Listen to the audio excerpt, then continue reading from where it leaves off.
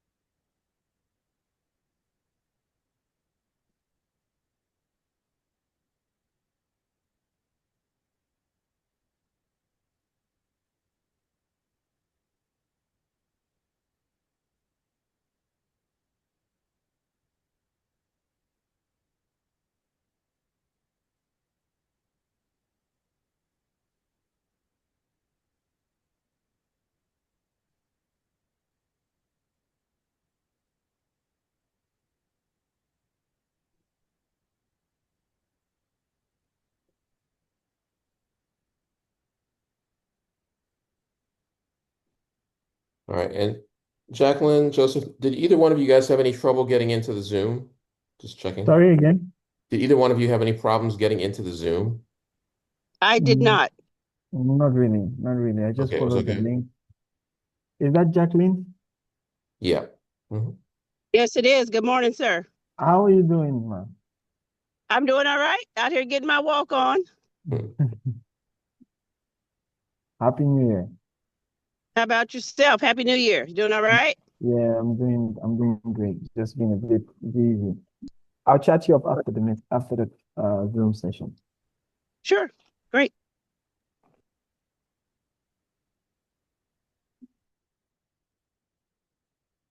Let's see. Hopefully people don't get confused. We got a lot of people that just registered on the site, but I'm not sure if they actually registered for the actual event for the day. So hopefully everybody's able to get in. Let's see.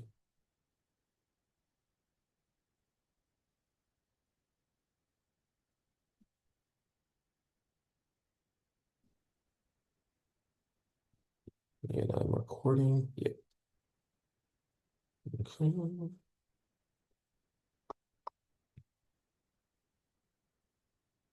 Pause for a moment.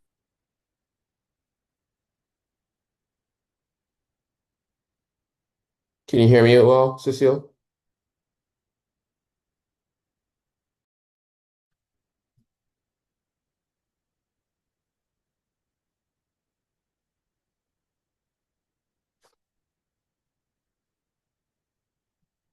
Chat there.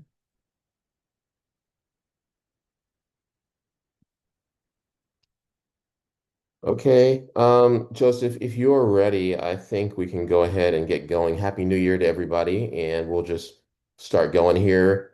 Joseph, you for the opening segment, you got probably about 20 minutes plus about another 10 for any questions, so like about 30 total. Okay, then. Okay. And then I Thank will follow up after you for probably the next 30. And then after that, Clifford will be on in the second hour. And Clifford, I hope if you can hear me well, did you get the did you were you able to send me a PDF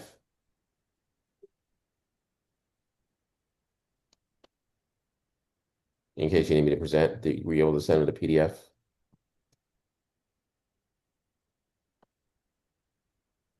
Everybody here okay? Open.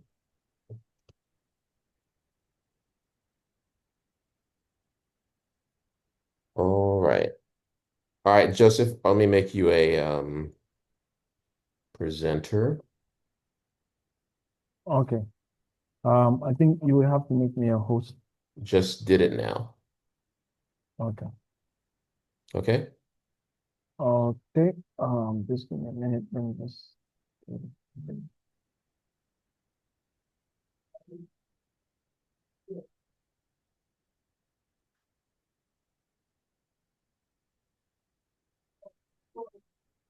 Thanks, Jacqueline. If you will please share where you're joining from as you come in as well.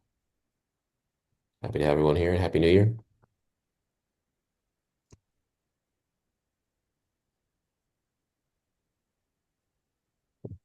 Okay. So welcome you all once again. Happy New Year to everyone. So, anyways, Bitcoin has just been doing its thing, but so far, we are not lost about what Bitcoin is doing because every update that I've brought out here has given us an idea of what Bitcoin is doing currently. So today's session will be very fast and brief because basically almost everything has been laid down. We're just waiting to see these levels get respected or violated. So let me just take off some of these stuffs I have on the screen quickly. Um,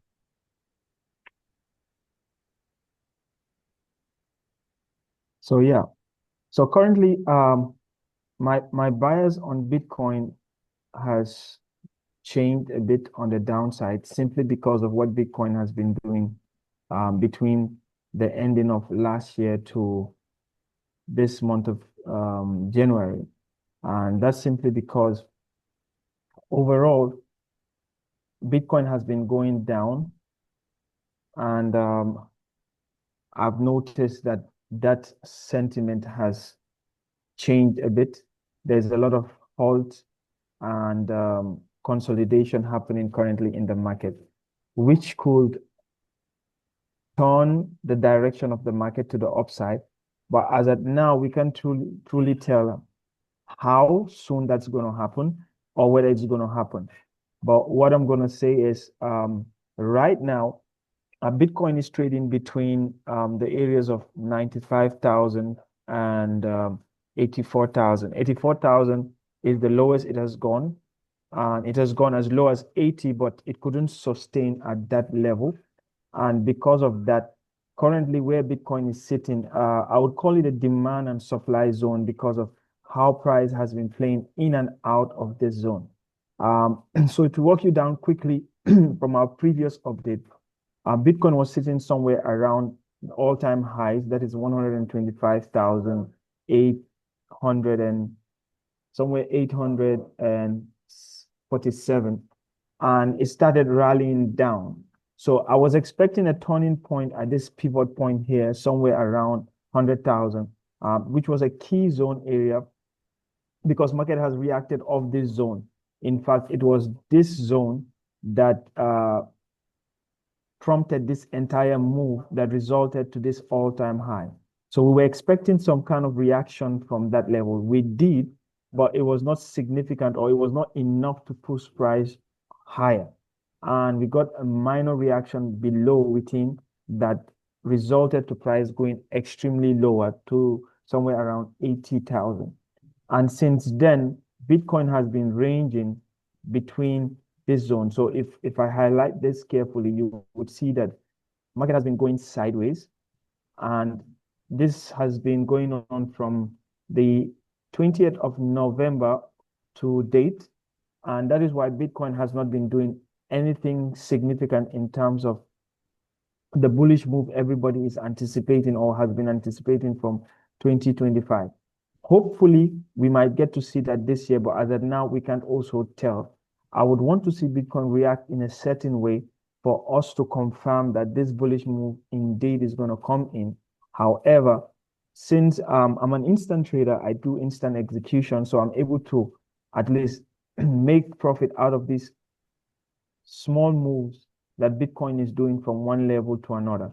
Now, if you watched our previous session, I did mention that there is a key zone below this level here on the daily time frame that has been a major turning point. which is this 74,000, 78,000 and 73,000.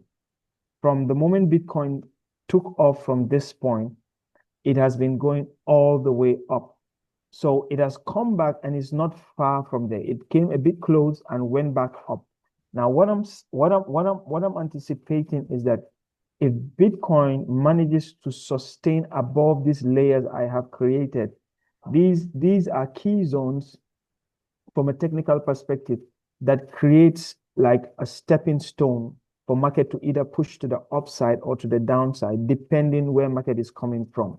So if you notice, at some point, these levels act as support, and at some point they act as resistance. And if we all know what resistance and support is, then that's fine. But I'll just brief you on that. So when we say resistance, resistance is a level or a zone in the market where we expect price to fall or to sell. And support is a zone or an area in the market where we expect price to push up or to go up higher. So if you notice from a technical perspective, when market break these key levels, what we expect is if a support is acting as a support and it is violated or broken, most likely it will turn and act as a resistance. And that's what we have been seeing. So prior, when market was somewhere around here, for example, you could see market was dropping. It broke above it, came back, broke again. This same zone that was acting, this zone is now acting as resistance. Now we can see the zone below was acting as support. Every single time market came at this zone, it pushed up, came a little bit closer, pushed up, came, pushed up, came, pushed up. So we had about 1, 2, 3, 4 pushes from this zone. But the moment it broke it, went back, this support now is acting as resistance. So these are some of the factors we need to consider when I consider these layers as key levels. They are turning points that I expect market to behave. Now, this one in red, the reason why I have it in red is because it's acting as supply and demand. Now, if you've been following my post on the page, I did mention that this area on a 4-hour time frame was acting what? As a demand and supply area. And it has created so much liquidity. And if you know what liquidity is more like a zone that price is drawn to because of the orders that are sitting around there. So as a technical trader, when we say liquidity, we are saying the price is drawn to go to this zone because what? There are so many orders sitting there. And institutional traders are seeing those orders because they are trading by the books. So they are able to see those orders and they would want to go and pick up those money sitting above those levels. So when I saw those reactions, I was certain that this area would be liquidated. And that's why we had this push to the upside. And now if you notice, this level that was acting as resistance is now acting as support. And that is why we're seeing market is constantly rejected. However, this could possibly break below and act as a demand zone. At the end of the day, I would always say I trade what I see, not what I feel. So what I do is just look at what the market is doing and follow suit, because whatever the market is doing, it does it for a reason. So the best way to trade as a retail trader is not to try to predict the market, but to follow what the market is doing. That's the only way you can benefit from what the market is offering. So at this moment, from a 4-hour time frame, I can clearly see that there is some level of resistance market is going through to push market up.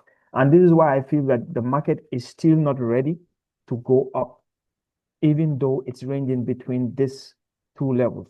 So if I do this, you could tell that market is going sideways. This is ranging or consolidating at the moment. So I want to see market come out of this consolidation. That's for the bigger picture view. So looking at weekly, I did mention something the other time that I was going to drop an update about why I feel Bitcoin was still going to drop, is simply because if you look at this weekly candle, now for the past weeks, we've seen like every candle on this chart right now represents a week. So this is a weekly time frame, and you can see every single week from October, market has just been falling down. The only time it attempted to go up was in 1 week, and that was on the 20th, somewhere around the 20th of October till somewhere the 27th. After that, every other thing, market was just dropping and dropping. Now, if you notice this current candle we are seeing, I'll just highlight the highs and lows of this candle. So this would be the, okay, that would be the high and that would be the low. Now, if you notice, this is a weekly candle. Now, market has been struggling to go to trade outside of the range of this bearish weekly candle, meaning for the past 1, 2, 3, 4, 5, 6, 7 weeks, the market has literally been struggling to trade outside of the range.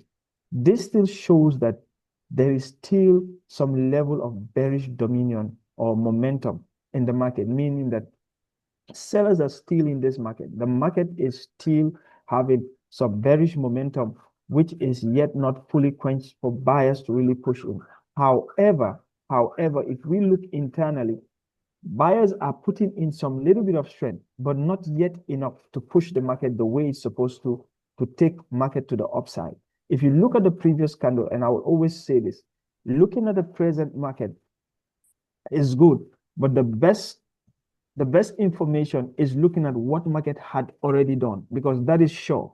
If we look at the current candle, this candle could close anyhow. It could close bearish, it could close bullish, because it's still forming. But the previous candle has already told us what has happened previously and what was in dominion. And if we look at the previous weekly candle, it closed a very nice bullish candle, and it engulfed almost 2 of these weekly candles, which is showing us some little level of dominion coming in from the buyers. But this is still not enough, because we are looking at the range.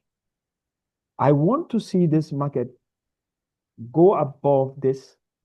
Then I would have some level of certainty that it could continue pushing up. And I want to see, let me delete this quickly. And I want to see it do the same to the downside. I want to see it, I want to see it go below the range of this weekly candle for me to know that it actually wants to go lower. But again, even if it goes lower, there is a key level here. There is a key level. Now, what happens, because the range is big, I'd always wait to see how market reacts. Then I can refine it. If you look at my previous charts, I had a bigger range. I had something that covered entirely this entire zone. But the reason why I have refined it to this level is because after looking at what market has done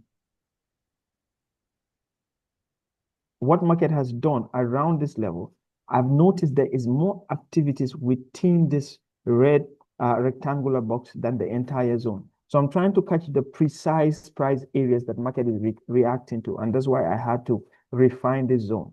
But however, it is still within the zone, because there is no one level of support or resistance. Support and resistance is an area, is a zone. So you can't just put one level and consider it a resistance or support, because market reacts within an area. So I am expecting that market breaks out of this range.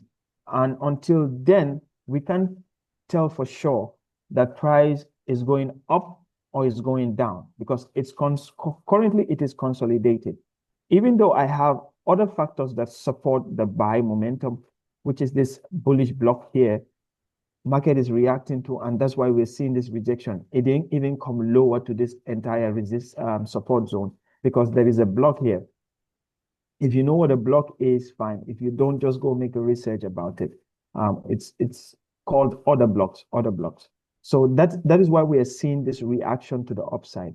However, if we are looking into long-term investments, if you already have Bitcoin sitting in your wallet, I would say just hold on. At the end of the day, the anticipations about Bitcoin going to 150,000 is, I believe it's going to happen. The only thing is that we can't say when and how it's going to happen, but we know most definitely if crypto is really here to stay, and since Bitcoin is the father and mother of all cryptos, I expect that it should be the one to lead the journey for other tokens to follow through. So if Bitcoin is definitely going to go up, it will show us. And on the chart, just as I said, there is nothing that the market would do that it will not show us signs on the charts. The candles basically tell us what is happening to the asset every single minute, every single second, every single hour, every day, every week, every hour, every month. So if we navigate throughout those time frames, we could see what the market is doing. So all we need to do is follow through with what the market is doing. And we'll be able, if we're able to observe carefully, we would see the signs. And that's what I look out for. When I see the signs and the symptoms that, okay, what market is showing me on the charts is that market want to go up, then I'm looking to go up. That's what I did to anticipate this drop. That's what I did to anticipate this move to the upside. So generally, that's how I follow the market. And it has been giving me good results. January, for instance, has been great. The market has been actually respecting most of my key levels, and it has been reacting significantly on most of the levels I have identified. And I'm seeing the results, very positive. So at the moment, I would say we just need to wait and see what Bitcoin is going to do until it breaks out of this accumulation here, this entire thing. I can't really say for sure what Bitcoin is going to do. However, it is bearish. The bullish momentum is not strong enough to give us the bullish move we are looking for. Until we see that strong bullish candles coming in, breaking out of this weekly range, till then, I would say market is still consolidating, and Bitcoin will be sitting around 95,000 to 80,000 for a while.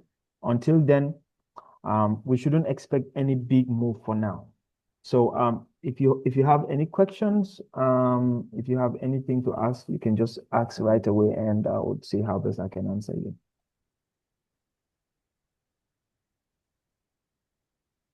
So Joseph, I've got a question.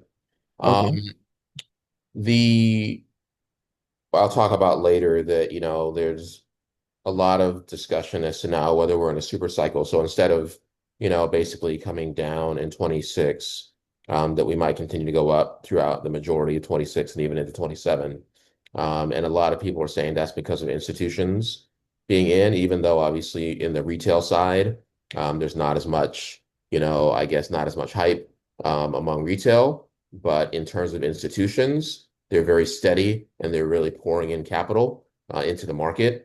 And then there's also a longer liquidity cycle, apparently it's like a 5-year bond cycle. So a lot of people are saying that they think that is going to lead to this being a longer cycle. What are your thoughts based on what you're seeing here about that? Okay. Now, in terms of what the institutions are doing, I think they're very clever about what they're doing. And if you guys notice, since we had more participation with institutional traders into the crypto network or into the crypto industry, there has been a lot of changes in terms of all of these cycles people have anticipated. Because what institutional traders do is they always try to manipulate the market. They want majority to go left when market is going right. Okay. And because they have a lot of privilege to key informations, it gives them a little bit of advantage. However, if you are inclined with what price and what the market is really doing, you would not be carried away, because that's why the way I started trading, I was listening to a lot of things, and it got me confused. And that is why this whole cycle of a thing, I don't even put my mind to it. I have just discovered what works for me, and I'm just sticking to that. I have developed a system that gives me the ability to read what the instrument itself is doing and know what people are saying about the instrument.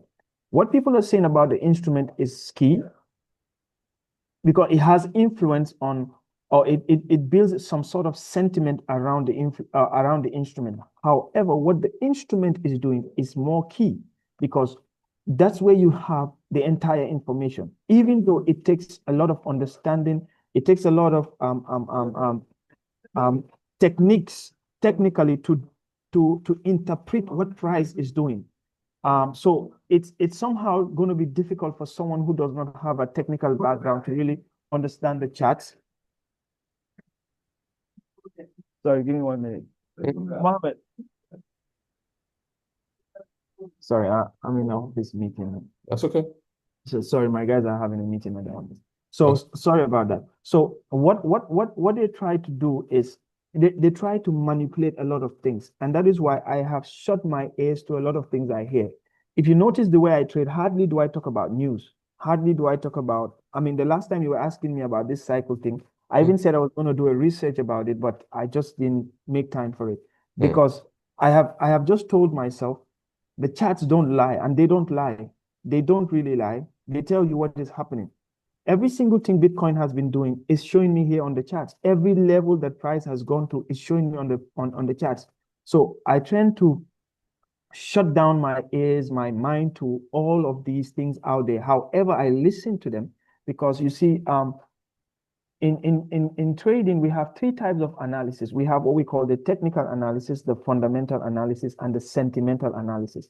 Now, the sentimental analysis has to do a lot with how people react to information, how they respond to information. That sentiment can control a drive in price, but it's usually temporal. Fundamentals just bring out the events that come out as they come. And these are things that are real because we see them, even though there's certain manipulations around them. But this is what the news is telling us. So let's say, for example, today we hear that there is some war going on in somewhere in America or somewhere in Africa. It's news. It could be true. It could be false. At the end of the day, it's news because it's out there and a lot of people are listening to it. That information builds a sentiment. And that sentiment has a way of driving people's decisions about whether they should be buying, whether they should be selling. And that is how manipulations begin. So the best thing I would say is filter out all of those noise. And the best way to do that is to equip yourself. People underrate technicals, but technicals is key.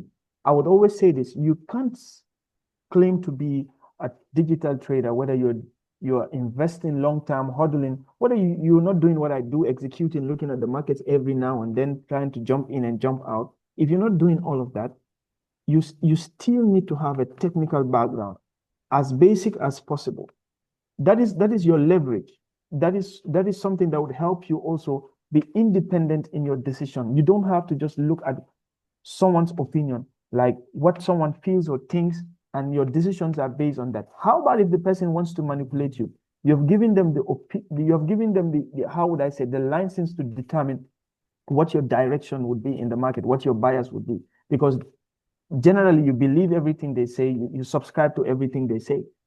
They do the groundwork, they understand the facts, they know what is real, what is true, and they decide what information they would keep and what information they would share. And that puts you at a disadvantage. So what I would say is, we would see a lot of manipulations, but at the end of the day, if you have the right information, you would save yourself from a lot of mistakes. So now that there's a lot of adoption with institutions, we need to be more careful, because before, when we didn't have too much institutions jumping in, now you can see there are many regulations coming out for cryptos in many countries, in Africa, in Europe, because now they understand that the people have accepted this digital life. They've accepted digitalization. So because they run the system, they cannot run the system excluding where people are more active in. So what they can do is adapt the system and try to recreate a system around it so that they can manage and control the system as they've been doing every now and then. If you notice, everything the institutions have been trying to do is to try and dominate the digital world. They're struggling with crypto because of the ownership crypto gives, which they can take away, but they'll still try to build regulations around it. So all these investments you are hearing, every now and then, these people have bought this amount of Bitcoin. Why would they buy Bitcoin if there is no future for Bitcoin? But they would not let you jump in when you have to jump in. They're gonna pull you as much as they can till you give up on the ropes. Then they hang the goodies on it and they eat it on their own. So all I would say is, at this point, is build yourself around the informations that would help you have an independent decision in terms of what you want to do in the digital market. For instance, whatever I want to do within the digital world, I make sure that if I'm going to jump into anything, I know the ropes. If it's going to take me a year, it took me 4 to 5 years to really come to this point. And it was a hard journey because around where I am coming from, I hardly do you have anybody. Even sometimes you go make withdrawals in the bank, an officer in the bank or a teller or people that should be inclined are telling you, what is this? What is that? They don't even know what they're dealing with. Because over here, I mean, the resources are limited, information is limited. So you need to dig. So if I can do that, I'm saying everybody out there can do that because, I mean, the information is easier to access. The communities are there. You can meet, network with people. So make sure you are equipped. That is your only escape in this market. You need to make sure you're well equipped. You have the right information. So when the information comes out, you can filter and tell what is right and what is wrong. All I do, I don't listen to news. I just listen to a little bit of it, ones that are crucial. That's why if you notice, even on the posts that I post, I'm only targeting high impact news that have high impact. Every other speculation and all of that, I listen to it, but I give ears to what my instincts are telling me, what the charts are telling me, and I base my decisions overall out of that. Okay. You guys have other questions for Joseph on the trading section? You can just speak up or put it in chat if you want to, or any other question you might have.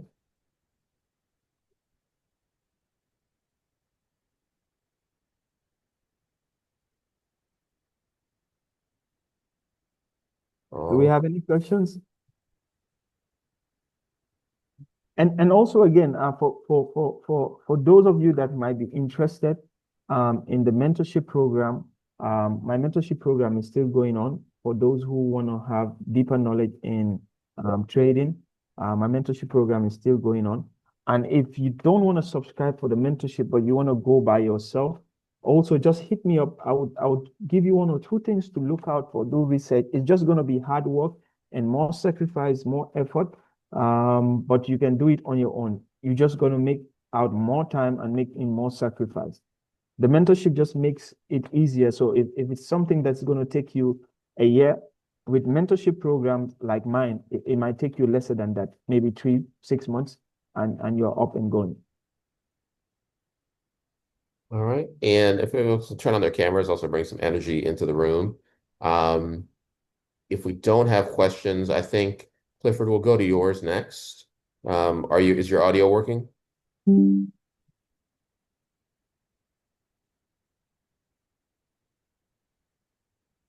I see you, Clifford, but I don't hear you.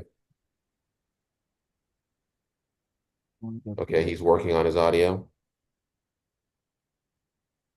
All right, I'm going to try to share. Anything else, Joseph, you wanted to share before I let Clifford start with this session? Sorry, are you talking to me? Yes. Anything else that you would like to share before I switch over the screen share? Yeah. Another thing for those of you who are in crypto long term, I would say keep on holding. Don't sell out. Don't sell out. Bitcoin is gonna do well. I just know it might not be now or anytime that we're anticipating, but eventually with time, Bitcoin is gonna go up. It's definitely gonna go up because once you see institutions jumping on anything, they just prolong the process, manipulate the process, but eventually, if you can hold on to the ropes, you would see results. That's for those who holding long term. Yeah, I would definitely agree with that. I think that, like you said, all those institutions are not going to put all that effort and all that money and create all those funds and everything else that they're doing for an asset they think is not going to be around. So I think that definitely the patience, at least if you're long term, is something to keep in mind. If you're trading, obviously you want to keep much closer tabs like Joseph does, but if you're looking long term, I think what's happening now is we're kind of getting into that boring phase where things are moving very quietly kind of sideways, which is from my experience being in the market like since 2017, 2018. that's actually a good thing, because if we saw a big drop, that'd mean, we're at the end of a down cycle and we're into winter. But hopefully sideways indicates we're more, people are still accumulating, especially as institutions, and hopefully we have a good shot at actually things going up for a much longer period of time. So to me, I mean, the cycles are going to be there potentially, but I'm holding is still a very good move, at least especially for Bitcoin. So I'm not really sure if this is right, but I just feel that um because most of these exchanges, especially the ones that have the KY system, most of them have a database that gives them information as to how many Bitcoins are being bought, how many Bitcoins are being sold. And obviously, because of regulations, institution traders would have information to a lot of this data, regardless. Because at the end of the day, most of these exchanges need to be regulated because these are people's funds and there are principles behind all of these things. So definitely they must have access to key and crucial data information about the adoption of Bitcoin. And what I think, this is just a speculation. It's not anything that I'm sure of, but this is just me thinking in my head. What I think they're trying to do at this moment is they're trying to see how many people are going to sell off their Bitcoins. And they're also looking at the data. Probably they're not satisfied with the number of individuals that own a lot of Bitcoins to themselves. And they want to see how long they can keep on squeezing the market till many will run out of patience and give up their coins. And I believe the moment they reach a certain number that is relevant and makes sense, you start seeing Bitcoin going significantly up. Yeah, significantly up. I agree with you. I think that this is really a test, like for the strong hands and weak hands, as they say, right? Yeah. And they want to see how much of the retail they can push out. And then, obviously whoever's still left standing will benefit from the upside. And that's also why they do all of the over-the-counter transactions where nobody can see it, because, if they did everything on exchanges, those big transactions would push the price, way, way up right away. But they don't want that to happen. They want it to really stay low, both so they can buy low, and also so that retail will be, retail is kind of like, oh, we're not sure. Let's give up our Bitcoin. Yeah, And let's like you jump onto said, yeah, something else. Let's jump onto something else. yeah, exactly. Any other thoughts or questions before Clifford starts up here? Hey, there you are, Clifford. Your All mic is right. mute. Okay. Yeah, he's on mute. Cool. Thanks, Joseph. I'll switch How you over. doing? You okay? Then, yep. Yeah, we can Good, hear good. you. I can hear you. Nice Lovely. Okay. sunny day there. It is, yeah. I'm in sunny Ghana right now. Nice. Very nice. Okay. All right. There's a con. So you want me to share the slides? Yes, please. Okay, let me put those on screen. Give me a moment.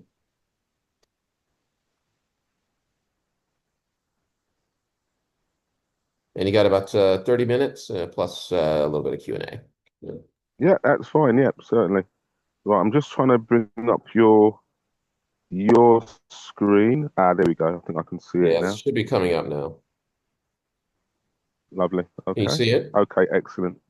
I can do, yes. Okay, just let me know when you need to switch slides. Okay, certainly will. All right, so I guess I'll make a start. What's time now? About 2:45. Okay, so I've got about 30 minutes or so. Lovely. All right, so yeah, I think the gentleman's name before, is it Joseph? Yep. Joseph. Okay, yeah. Thank you very much for your presentation, Joseph. It's very interesting. And just before I start my own, I must agree with you. I also think, and I wouldn't put it as diplomatically as you've put it, but I also think there is 100% definitely a determined effort for the institutions to basically take away the cryptos that we have. Yeah, it's like a game of drafts or chess. They're basically trying to take away all of our cryptocurrency assets that have got any value. Some of you may remember the World Economic Forum. They put out a poster I think it's several years ago now, and they blatantly told everyone what they're doing. This is the World Economic Forum. You know, you got King Charles is part of it. Charles Schwab is part of it. Lots of other world leaders and influential figures all part of this World Economic Forum. And they basically put out a poster saying, "You will own nothing, and you will be happy." They're not joking. So yeah, like I said, you're putting it in a very diplomatic way. They're trying to leave you with nothing. Yeah, literally nothing. And so I've noticed, especially I think about a year ago, crypto kind of was it. I can't remember for all the cryptos, but I know about a year ago the cryptos peaked around about December 2024. It would have been, yeah. I don't know if everyone remembers that. But obviously, since then, we've had the peaks, troughs. And then by December just gone, it was or November, December just gone, it was at I won't call it an all-time low, but I'll call it like a local low. I don't know if you understand what I mean or if you agree with what I've just said. And that is basically what they're doing. It's not just the crypto markets. What they do is they manipulate every market. They create wars. They create homelessness. They create all these economic issues and problems so that basically we end up giving up all of our valuable assets. And forget about, because it's not about cars unless they're vintage collectors' cars. We're talking about homes. Anything you've got of value, they will try and put you in a position where you have to sell it. And then what they do straight after that, as you're seeing now in the crypto markets, they will raise the value. They will get you to sell it cheap. They'll create economic situations where you have to sell off your assets cheap, and then they will raise the value once it's in their hands. So, yeah, very well said, Joseph. Okay, so I guess I should begin on what I've got to say now, yeah? Mhm. Okay, right. Good afternoon, everyone. My name's Clifford Williams, and I'm from a platform called Hive. A little bit about myself. I was on the Wakanda blockchain show before. I think it was maybe about a year ago, and I was promoting this same platform. At the time, it was called Hexucation. However, we've had a lot of upgrades take place, and we've done a bit of a change to the name, and we've renamed it Hive. It's a bit of a play on words. It's actually Hexucation AI version 3. Yeah, but we just call it Hive. Easy to pronounce than HAIV3. We just say Hive. Anyway, so again, good afternoon. And I notice that there's only about, correct me if I'm wrong, John, but there's only about, am I right in saying there's about 6 people on the meeting? There's about 12 of us, actually. About 12. Okay, great. Yeah, I think you can only see the screen in front of you. Okay, that's fine. Yeah, okay, that's fine. Yes. Now the thing is, yeah, John, would you say, considering the day and time we're in and the importance of crypto, that 12 is a good amount of people to have on? I would say, having done this for a long time, Clifford, that usually what happens with us, which is retail, is that if the price goes up, lots of people join. And if the price goes Yes, down, not very many people join, right? So exactly. I have gotten used to it at this point, and Yep. it would be good if that wasn't true and everybody was like dedicated all the time, but that's just Yeah, kind of like the fact of the matter, I guess. I totally understand. And you know what? It's weird because we're doing exactly what the market, let's be honest, the market is mostly institutional investors. We're doing exactly what they want us to do. Just as you correctly said, when the price is up, you can see us all. Yeah, it's like party time. Everyone's excited. Everyone's got something to say. Everyone's got an opinion to offer. When the markets are down, everyone's gone back to their 9 to 5. They've gone back to watching TV, which is actually kind of the reverse of how it should be. Because when there's very, very, very little activity and the prices are down and there's much lower liquidity, that's when we really, really, really should be showing interest. Why? Because that's the time that you're going to accumulate the most amount of crypto, because the price is the cheapest. It is so weird to what it's taken me years to understand that kind of market dynamic. But now is the time that we should all have our ear firmly to the ground and listening to the rumblings, because obviously when you look at the charts, you can see there's not a lot of activity. You know, everything's down and just kind of bumbling along, and little peaks, little troughs, and you know, it's like, oh, okay, wow, we're only at 92,000. Well, that's not much, seeing as we were 125, 129,000, 127,000 a few months ago. Yeah, but what people aren't realizing is, well, okay, two things. First of all, now is your best time to buy, because it's the cheapest it's going to be for a very long time. We'll be lucky, be fortunate, if it ever comes back to this price that it's at currently now. We'll be fortunate, yeah? And secondly, it's so weird because I get a lot of emails from various organizations, and the amount of money I am seeing passing hands in crypto amongst the big, they basically are institutions. We're talking in the billions and the hundreds of billions. I'm looking at all these numbers here on my screen saying, these people are passing around billions, tens of billions, tens of hundreds of billions, tens of millions, hundreds of millions. And yet the price isn't moving. Not at all. And I'm like, just like Joseph was saying, something fishy is going on. How can they be passing all these millions and hundreds of millions and billions around and the price ain't moving? Mm-hmm. Well, the only conclusion I can think of is they're putting in all the infrastructure for when they're ready to start making the price actually move. And by that time, the majority of us will have missed it, because we're not watching the background news. We're not listening to what they're doing. All we're doing is watching the red and green candlesticks. Anyway, so, and that kind of brings me to the whole point of this, my part of the presentation, which is the importance of blockchain, cryptocurrency, and AI education in 2026. Every single word on that slide is kind of important. Obviously the ones in bold, but also the year, yeah? Now, obviously we're here because of blockchain and cryptocurrency. Would anyone say AI has any relevance on blockchain and cryptocurrency? Anyone? Yeah, it does. Okay, and why would you say that?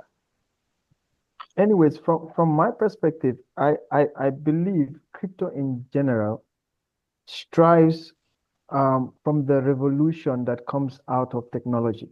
And AI is currently the heart of technology. Exactly. That's 100% spot on. Basically, the AI now is going to improve everybody's ability. I won't use the word manipulate, but we're getting to, put it this way, we're getting to a point now where even retail will be able to manipulate the markets. If you don't believe me, go and watch Dumb Money. The one where Roaring Kitty, he was able to use social media, and they were able to influence the price of GameStop. And they were able to outdo some of the institutional traders. Yeah.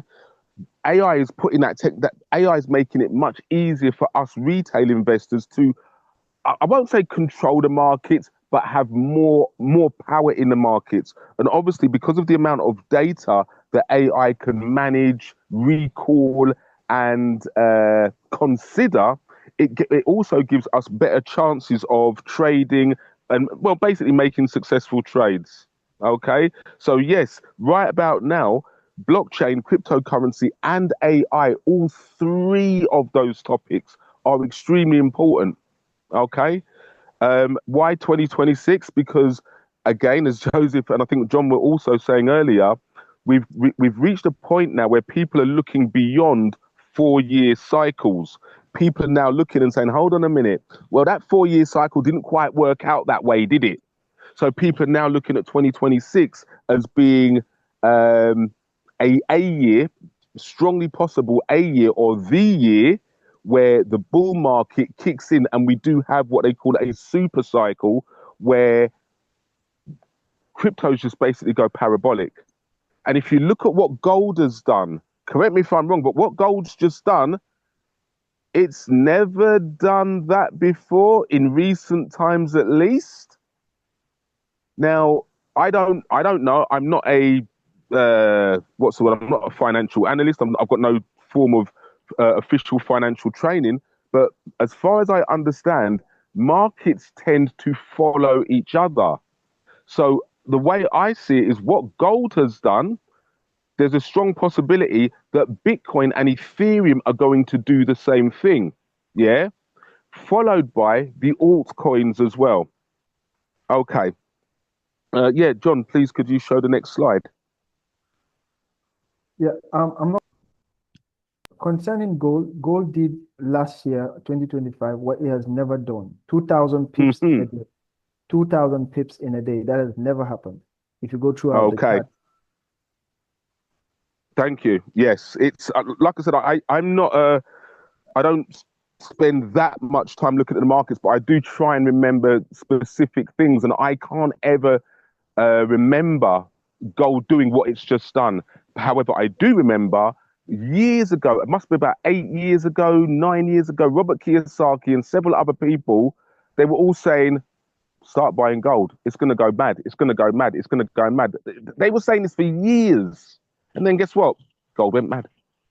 Okay, so, right, as we can see on this next slide, yeah, it's describing Hive as your pathway to success. Okay, now Hive is a platform that I've built. Yeah, we did have a previous platform called Hexucation, and it was built using smart contracts, but that was an education in itself. Yeah, my viewpoint on smart contracts now that are built by developers you've hired is they don't always work out to be trustworthy, and neither do the developers in many cases. So what I've done is I've rebuilt Hive, which is an education platform. I've rebuilt it personally myself using WordPress. Okay. Now, why have we done that? Because the same reason why you guys are here today, the cryptocurrency, blockchain industry, and the AI industry, right now, they're about to skyrocket. Well, they've already started skyrocketing. And we are literally, all of us, whether it's on this call or off the call, right now, we're literally stood at Cape Canaveral. We're literally on that rocket ship. But we don't see it. Why? Because we're not seeing no green candles. That's basically it. It's like we know something. I feel a bit like Morpheus right now. You know there's something going on. You can't put your finger on it, but you can feel it. And that's literally what's happening. And that's the situation we're all in right now. Now, the thing is, what we've tried to do at Hive is we've tried to bring all the education together, and not just from a very, very beginner perspective. Yeah. John, could you change the slide, please? Thank you. Okay. So what we've tried to do at Hive is acknowledge that the majority of people out there in the world aren't interested in crypto. Yeah, that's the reality of the situation. Most people don't take notice of something until the thing walks up and slaps them in the face and they go, ouch, why did you do that? Because you needed to take notice. And unfortunately, that's what's going to happen to the majority of people on planet Earth. They're not going to wake up to this extremely serious thing that's taking place in front of us. Some of you may be aware, and some of you're welcome to go and do a bit of research. Please do some research, and you will discover every 50 years, there is a major financial shakeup. Every 50 years, yeah? When someone first told me that, I was like, yeah, whatever, mate. I paid no mind. I said, yeah, prove it. And then, like, I was born in the UK, yeah? And then I thought to myself, hold on a minute. Well, I'm 54 now. And in literally the year I was born, 71, I anyone can correct me on the actual year, but I'm pretty sure it was 71. In the UK, they actually changed from imperial money, which was pounds, shillings, and pence, and they changed it to decimal, being pounds and pence. They removed the shillings. Shillings were based on, I think it was based on the number 6 or the number 12 or the number 3 or whatever it was based on. Yeah. Whereas obviously with decimal, it's based on the number 10. And ironically, it's funny because in the US still uses the old UK imperial systems quite a lot, hence using pounds and ounces, hence using miles instead of kilometers. Yeah. So anyway, that's a different story altogether. Point being, so yet again, right now, we are seeing another global financial shift. Anyone want to say what it is?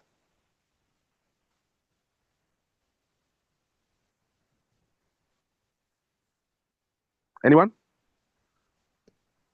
Digital currency. Simple, yeah, that's right. Digital currency. That's right. The world has now made another shift, and it's actually been a 50-year transition. It was, and it's weird because I remember when I was very young, there were a number of credit cards that just started up. Like there was one called Access. You guys in America, you've got so many, I don't even know all the names of them. But in the UK, we basically had, I think there was about 3.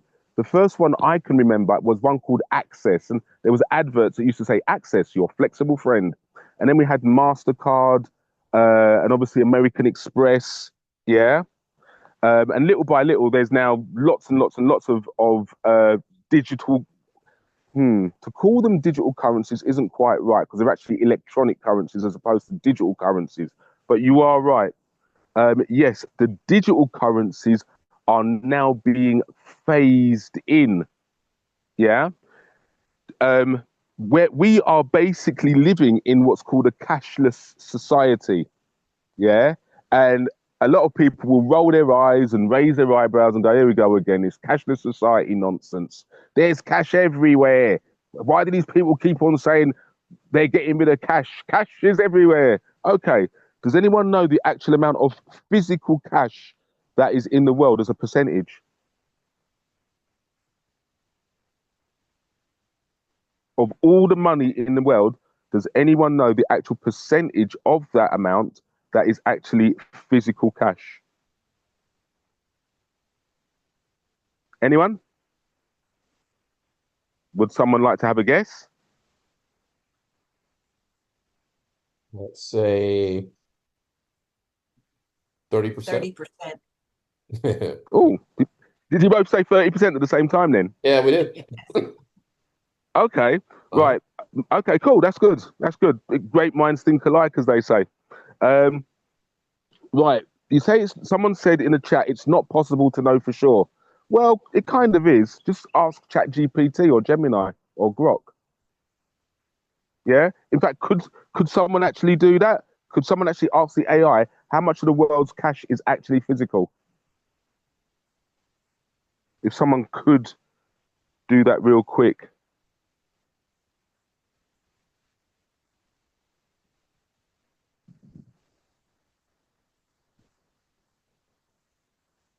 Let me check. Thank you.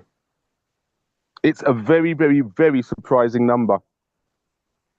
And these conspiracy theorists, yeah,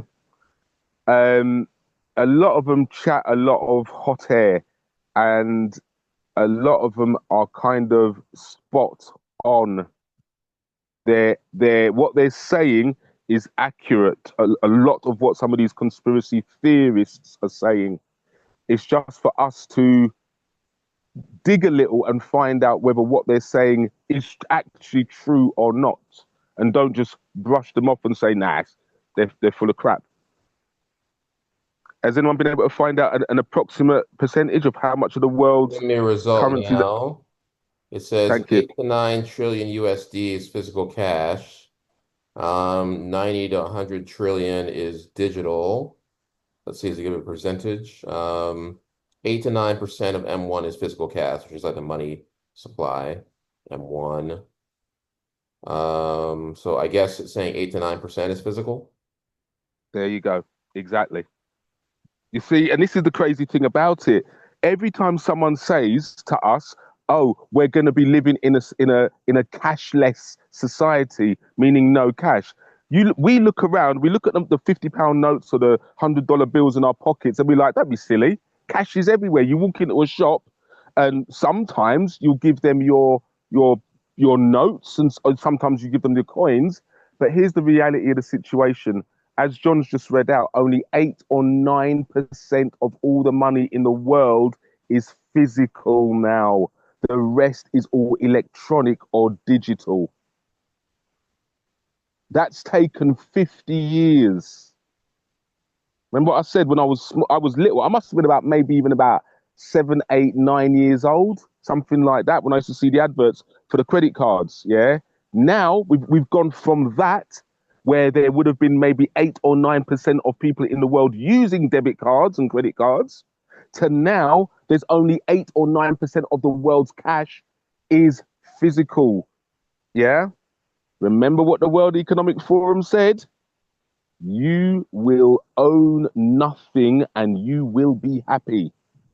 So with that said, and remember, they are replacing their own currencies. The Federal Reserve, the Bank of England, the Bank of Ghana, Bank of Nigeria, Bank of Switzerland, Bank of this one, Bank of that one.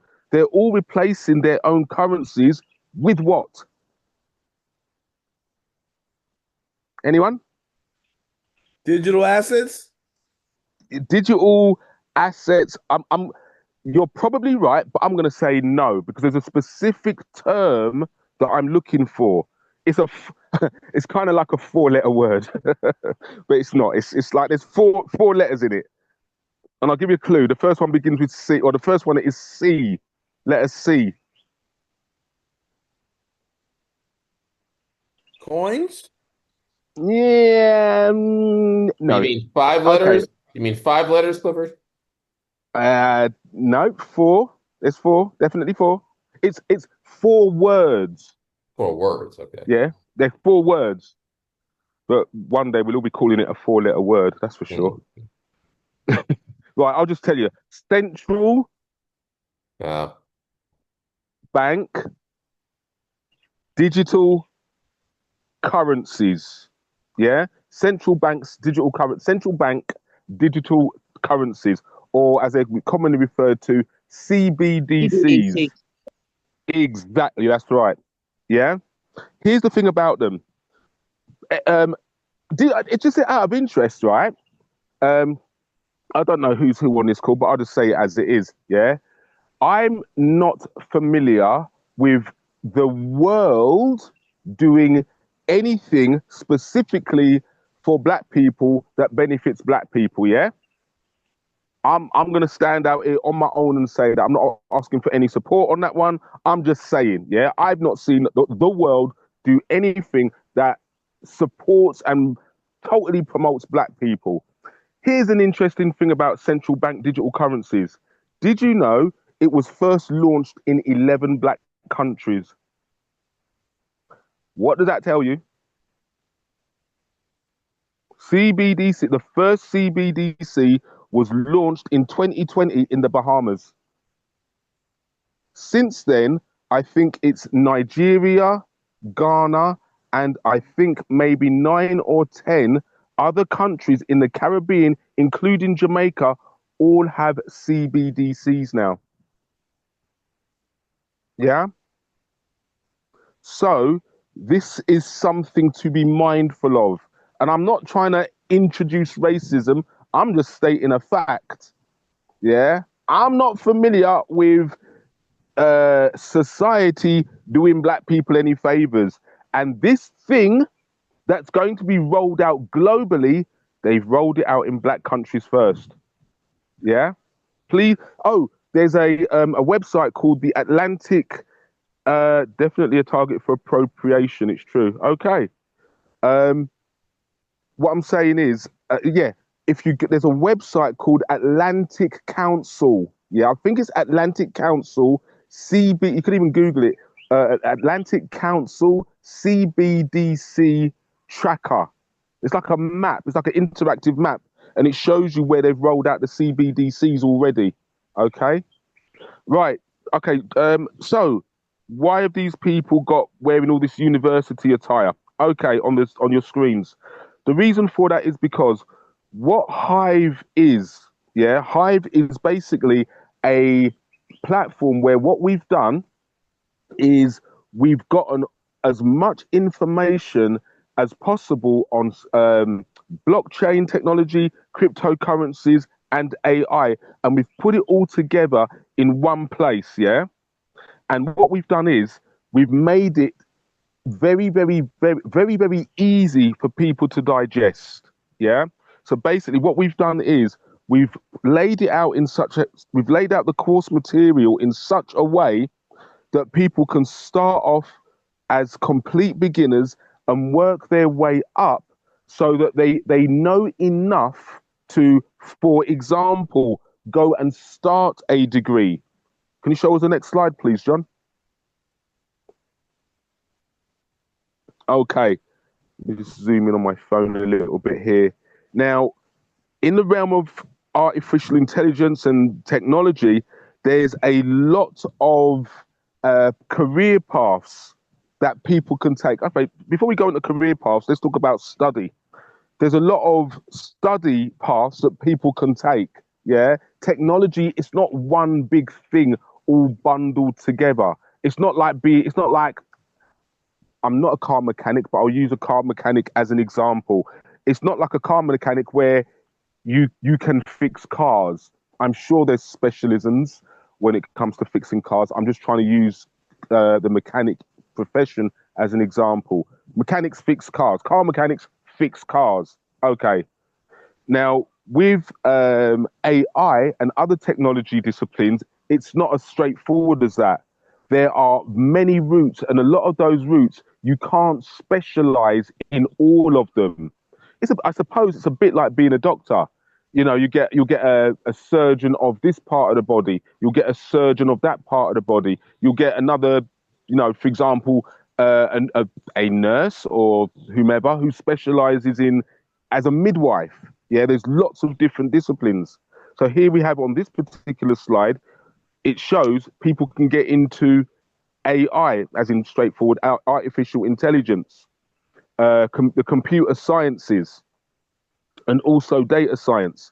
Now, the reason it's showing all these kind of prestigious names of all these organizations, yeah, like well, not even again, but I used AI to make this presentation, and this slide and the next couple of slides, I wasn't happy with them because it's just all it's doing is naming all these prestigious organizations, and I'm thinking, hold on a minute, but that's not what I want. Pardon? There a question? I'm gonna mute that. Go ahead. Oh, okay. Right, sorry. So what I was saying is, I didn't want the AI to show all these prestigious organizations. But then, if we could go on to the next one, please, John. But then it made me realize something. All of these organizations that are there now, several years ago, none of them had any courses. Or the courses in AI, the courses in blockchain and cryptocurrency were very, very, very few and far between. There were hardly any. Now, I'd say, I don't know, I've not checked out every university on planet Earth, but I would say at least maybe 50 to 70% of the universities around the world, dare I say it, are now offering some kind of crypto, blockchain, or AI technology information course. Why? We can't avoid it. It is right, not so much the crypto and the blockchain, because that's all being done in the background. Remember, like I said earlier on, there's literally hundreds of millions and hundreds of billions being moved around now, sponsoring projects. For example, here's one, Linear Network is going to be assisting Swift in rolling out the future of finance, the future of money. Okay? So end of the day, all of these organizations, all of these companies, guess what? They need people to do the work. They need people in their offices. They need people to do the jobs. Okay. So yes, of course, now sorry, something's just bit in my foot. Sorry. So yeah, of course, having universities, having colleges, it's great. However, the thing about those is obviously you're talking about a lot of expense and a lot of time commitment that people don't always have.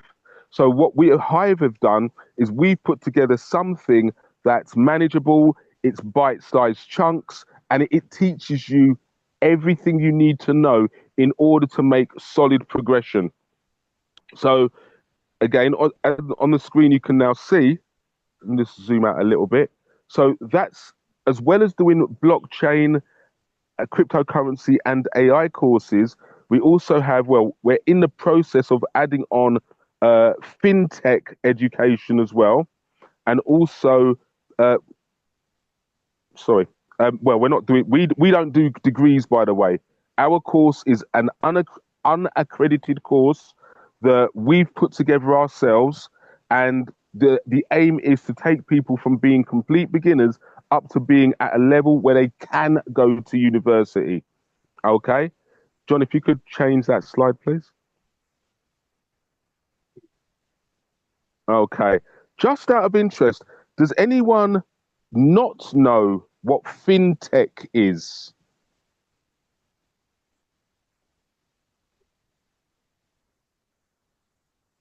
Does anyone not know what fintech is? Nice. Pardon? Go ahead, Promise. Chantel, you want to go ahead and answer, and then Promise, you have your hand up? Yeah, yes, thanks. I don't actually have a full understanding of what fintech is, but my understanding is that it's something to do with financial technology. So the likes of the new banks like Monzo, Revolut, and stuff like that. That's all that I know of. Yeah, you're on the right track. Good answer. You're on the right track. Basically, yes, you're right. Financial technology. And the thing about financial technology is it's been around forever. It's as long as we've had adding machines, like calculators, we've had financial technology. But in the past, the term it's always been in the background. No doubt all of you know IBM. Yes. Okay, who knows what IBM actually means? See, Chantel International. is off mute. Go Anyone? ahead, Cecile. International business machine. Okay, and what is a calculator? It's an international business machine, isn't it? It sounds, I'm not being funny, but that's what it is. Exactly. Yeah. And so fintech, we've always got this great big glorified idea of, it sounds, even the way it's written, it's like, oh, that's nicely written. You know what I mean? Fintech. Oh, that sounds complicated yet attractive, yet elusive, yet mysterious, yet very lucrative, all at the same time. Yeah. So what is fintech? Okay, yes, fintech does involve companies like IBM. Who else out there? Sage. Oh, what's that other bit of software? Sorry, I've forgotten. It's just escaped my mind. QuickBooks and Quicken. All those bits of software. Yes, Monzo. Yes, PayPal. But what I'm really interested in is the blockchain. How they're going to move all of those systems onto the blockchain. Yeah. And little by little, that's exactly what's going to happen. All of those systems are being moved onto the blockchain. Why? Because the banks are. That's why. Please, when you got 5 minutes, I don't know if you want to do it now while I'm talking, go and look at that website, Atlantic Council, CBDC tracker. You will see I think it's something, I don't know, I think it's about 135 countries now out of the 190 countries on planet Earth. Yeah. They're all involved in rolling out their own CBDCs now. Yeah. So that means all of the large businesses, they too have to start upgrading their financial technology. Okay. So this again is where Hive helps. We provide that basic information, and we take you to a level where you have a solid understanding of what these industries are, how they operate. Yeah. And the reason we're doing that is because I've got to say it this way: we as a people, I don't want to sound like disrespectful or anything, but I'm stood out here in Ghana, right? And a lot, I'd say, with all due respect, at least 60% of the population is illiterate, cannot read and write. Yeah. So, and I'm sure that's Ghana's not the only country that's predominantly black where we have that kind of thing going on.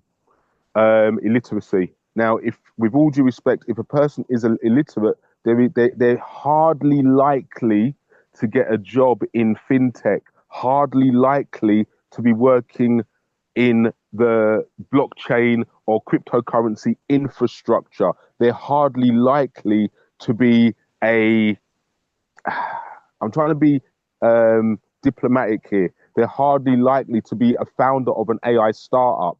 Not that they can't. I'm just saying it's unlikely. So what we at Hive are trying to do, we're trying to embrace everybody. We're trying to literally bring people together of different skill sets, whether you're already an AI guru or whether you can barely read and write. We're trying to bring everybody together for the simple reason being, call it racism if you want, I'm not bothered. We need, as a race, we need to help each other to reach that plateau or reach that place where we are moving forward as a race. And why? Because every other race is moving forward as a race in terms of what's going on now, in terms of blockchain, cryptocurrency, AI. They're moving forward as a race. I was speaking to some person the other day, and he was telling me, he's in Ghana, and he was telling me how he's won a scholarship to learn or study AI in the States. And I'm thinking to myself, okay, so Africa's lost another bright gem of the future. He's looking forward to going. And I'm sure all his family is saying, oh, my son, he's going to America. And his mom and his dad will tell all the relatives, oh, where is so-and-so? Oh, he's in America. He's in Pennsylvania. And they'll be like, oh, I'm so glad for him. Yeah. I'm allowed to do the accent. I'm African. Yeah. I'm from Sierra Leone. Anyway, right. So, but we need to have homegrown talent here. And I don't mean homegrown, cut down and shipped off or exported. No, I mean homegrown, roots planted and benefiting Africa. That's what we need to have. So as the slides you see now in front of you says, launch your professional journey.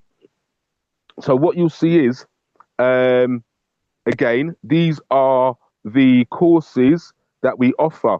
Yeah, whether it's blockchain, cryptocurrency, AI, digital marketing. Can you change the next slide, please, John? Okay, again, fintech and entrepreneurship as well. Yeah,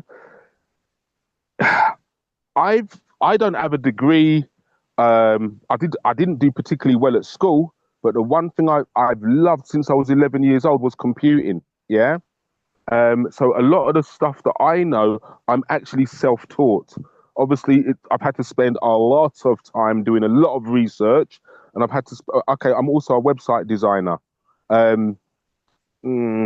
didn't say all this stuff before, but like I've worked with I started off my career in PC support, user support. Then I worked my way up to like server support, network support. I've worked for companies like schools and colleges. I've worked for a bank. I've worked at even the Halifax Building Society in Halifax, which is one of the UK. I don't know if they're still around because I'm not in the UK. I've not been there for a few years, but like that's like the head office for a major bank. I've worked for KPMG. I've worked for hospitals. Oh, I was in the army for 5 years as well. So I've kind of been around a bit, yeah. Now, one of the things that I've realized is having a job is great, yeah, but one day you're going to retire. And unless you've been saving up your Bitcoins and buying them cheap, like the current price, which is the cheapest you're going to see it for a little while, man, I should be on a Bitcoin advert. But anyway, yeah, unless you've really sorted out your later years, your golden years, you know, once you pass 65 and all those kind of things, and you've got to start thinking about retirement. Well, guess what? You don't know there's going to be any retirement money left for you. Yeah, you don't know. You don't like you keep on getting told. You don't know what tomorrow brings. None of us do. Yeah. So one of the things I've realized is, okay, having a job is great. Of course it's great. You know, there's people out there really wishing they had jobs, and there's many people out there that love their jobs. There's also a lot of people out there that don't like their jobs. But one thing's for sure, sooner or later, you can't do that job anymore. You know, whether you're too old or you get a bit of arthritis or a bit of a twinge in the knee or whatever, you can't do the job anymore. Yeah. And also, especially nowadays, you know, schools, universities, colleges, they're churning out some extremely smart young people. And those extremely smart young people, quite often, they're able to do the job better, quicker, and more efficiently. Yeah. So one of the things I try and encourage people to do is put yourself in a position, learn the latest technology. Because if you can always keep up with learning the latest technology, you are ahead. Believe it or not, you're ahead of 95% of the world. I think right now, the amount of people involved in cryptocurrency, I don't know the exact number, but I think it's round about, last time I checked, it was about 500 million people are involved in cryptocurrency. And that is literally about, I think, that's about, dare I say it? Oh, God, 500 million times 2, that's 10%. Okay. Yeah, I think, I don't know for sure, but I think we are in, please someone help me with the maths. Maths ain't my strongest subject. I think if there's only 500 million people involved in crypto, we are somewhere like in the top 5%. Or we're in that 5% or 4% or whatever the number is, yeah? We're in it. Now, sooner or later, remember, with the advent of blockchain, cryptocurrency, and AI, it is going to be in everybody's hands. Why not be one of the people that already knows about it and is already invested in it, both in terms of your assets that you hold, you know, in your wallet, and the assets you hold in your head in terms of your knowledge. You know, you're halfway there. Yeah, you're on this call. You're halfway there. You've got an inkling. You've got something's going on in this crypto world. I got to be part of it. Okay, please come with the next slide, John. That was actually talking about the various jobs. Yes, thank you for moving it on. Thank you. Yeah. So definitely, yes. In terms of jobs, you can get a job if you want to, which is great. Have a job if you need it. Me personally, I'm all about, as this slide says, entrepreneurship. Yeah. Now, my vision of entrepreneurship isn't the same as everybody else's. My vision of entrepreneurship, can you go on to the next slide, John? Because I'm aware the time is passing. My version of entrepreneurship is quite simply, let's all work together. I know straight away someone's going to say, yeah, but that's not possible. We can't all work together. And I'm like, yeah, you're right. You can be on the other team. Yeah. Because if you look at all of our leaders from the past, Bob Marley, Marcus Garvey, flipping, I don't know, you name them. What's the other guy? Martin Luther King, Malcolm X, Malcolm Little, all those people, they all said the same thing. Our strength is in our unity. That's how we're going to win. And guess what? That's how we're going to win. We're the only way, Africa, Black people, the Caribbean, the diaspora, the only way we're going to win is when we start working together for a common goal. Okay, so if you can change the slide again, please, John. Thank you. So cryptocurrency, blockchain, AI, marketing, fintech, and all the other stuff, it's creating a myriad of opportunities. Yeah, there's so many things that are coming our way, but we've got to be prepared to embrace those things, and not only embrace them, but you got to be prepared to be able to deal with the opportunity. If someone comes to you and say, "Hey mate, can you dig me a hole?" and you're like, "I'd love to dig you a hole, but I've got no shovel." He's like, "Okay, well, bad luck. Should have had a shovel. You knew I was coming." And it's similar to what's going on now. There are a myriad of opportunities. Bitcoin is only one opportunity that we're looking at in this current economic climate. It's just the one. Yeah. Please, could we have the next slide? Thanks, John. Okay. So, speaking of opportunities, one of the things we do at Hive is our courses are for sale. They're not free, but they do. What we've done is to ensure that anybody anywhere can afford our courses. We've priced them from about two. Well, the price is literally $2 for the entry level course. It's just $2. Okay, and then I think the next level up is $12, and the next level up is $55. We're going to incorporate some other payment structures as well, but for now, those are the three basic payment plans. Yeah. So one of the things we do is, as well as we strongly encourage people, please pay your $2, man. You're only going to go and spend it on something else, a jam donut or something anyway. Spend your $2, join Hive, and find out what we're about. Yeah, we've got some really, really, really good quality courses available. Yeah. Okay. I'm well aware of the time. Does anyone have any questions, please?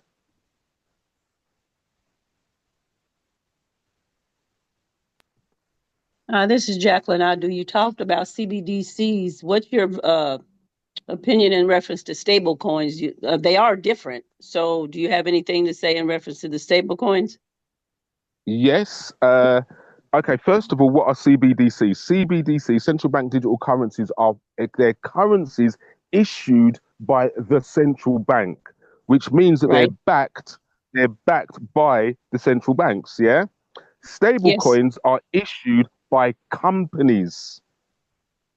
Yeah, whether it's Tether, whether it's PayPal, whether it's Circle, yeah, or whether it's what's the other one?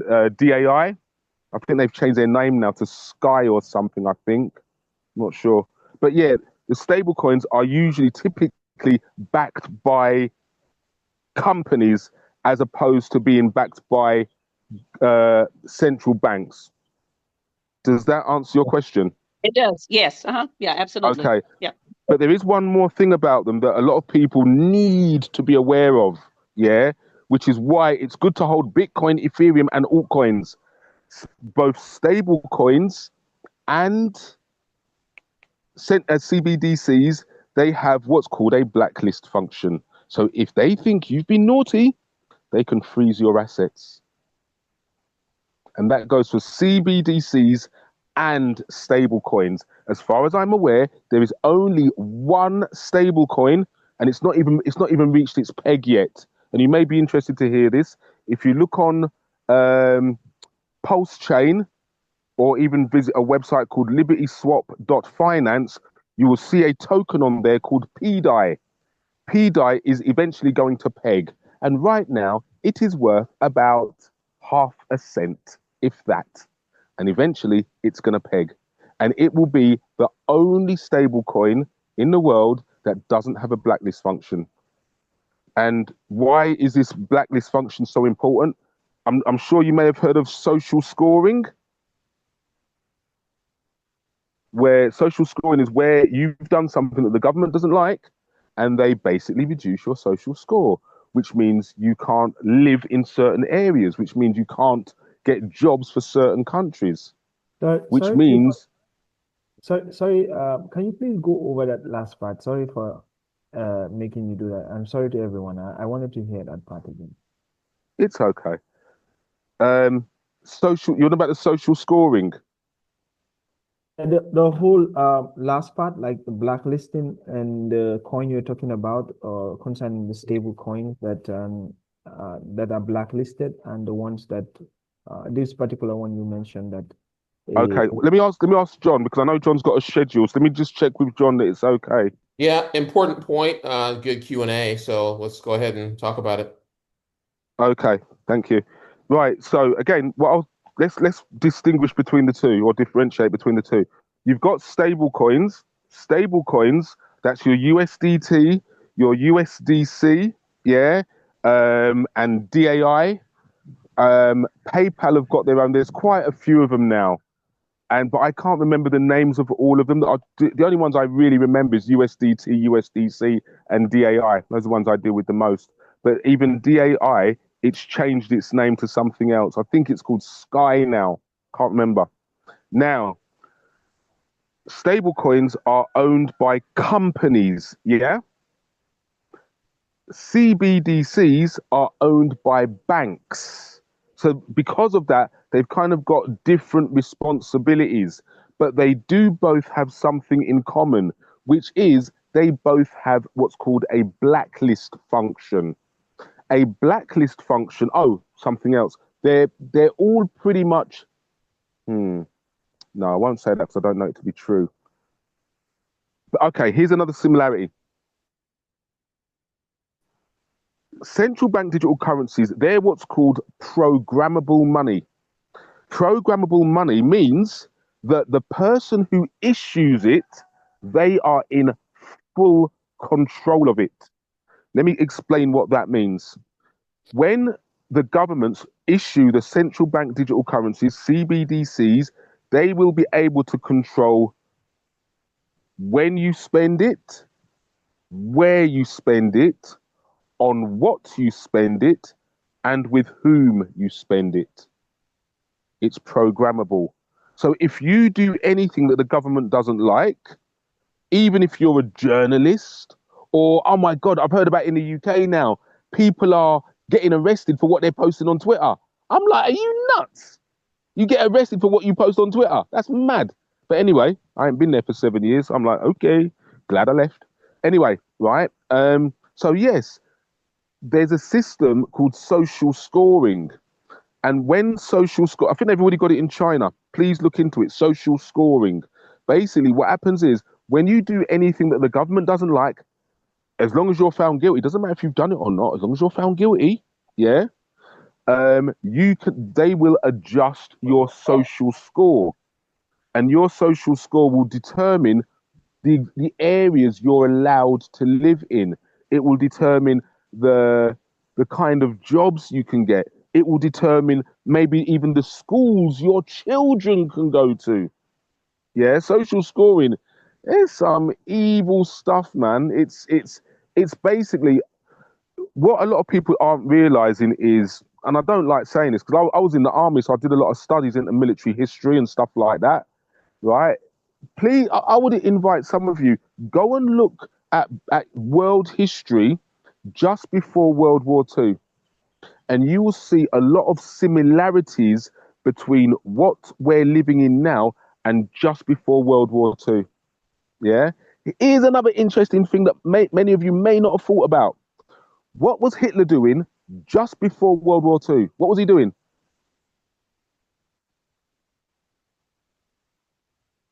It actually started World War II. What was Hitler doing that started World War II?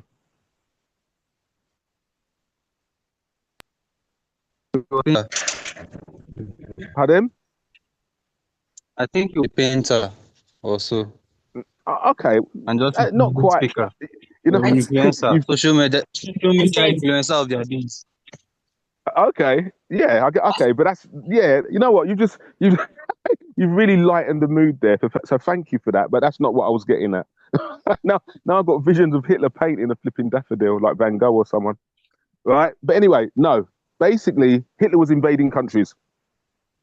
Quite the opposite, huh? Yeah, Hitler was invading countries. And that's what triggered World War II. When he went into Poland, everyone was like, nah, that's it now. Nah. We're drawing a line at that. Yeah. What's America doing right now?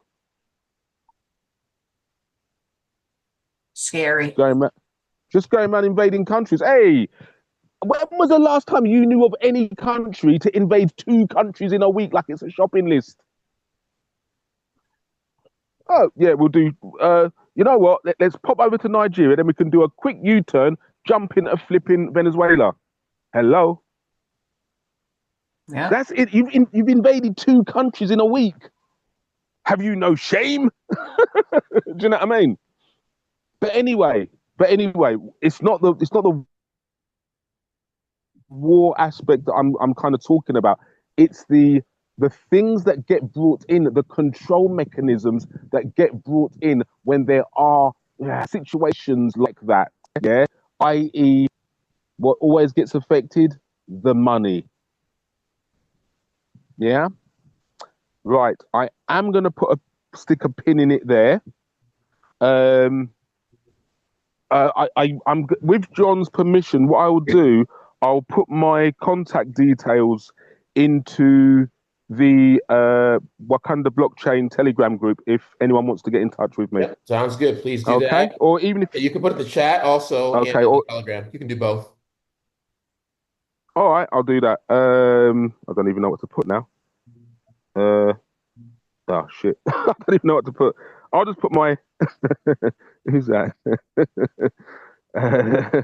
Oh, thank you for is that promise? Yeah, I appreciate that. You know what? We live in a pretty serious world, yeah. So I like to kind of make light of it a little bit. Yeah, I've seen a lot of stuff. I've like been to war and stuff. I was in Iraq in 1991, and I've just kind of realised you can't be too serious about life. It's yeah, there's a lot of stuff going on. So I think I've typed my name wrong.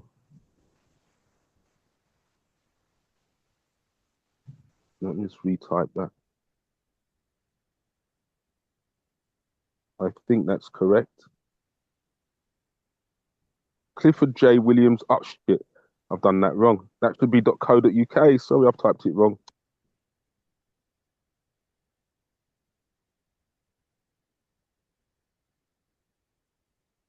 So I'm just retyping it. I'm on my phone, you see.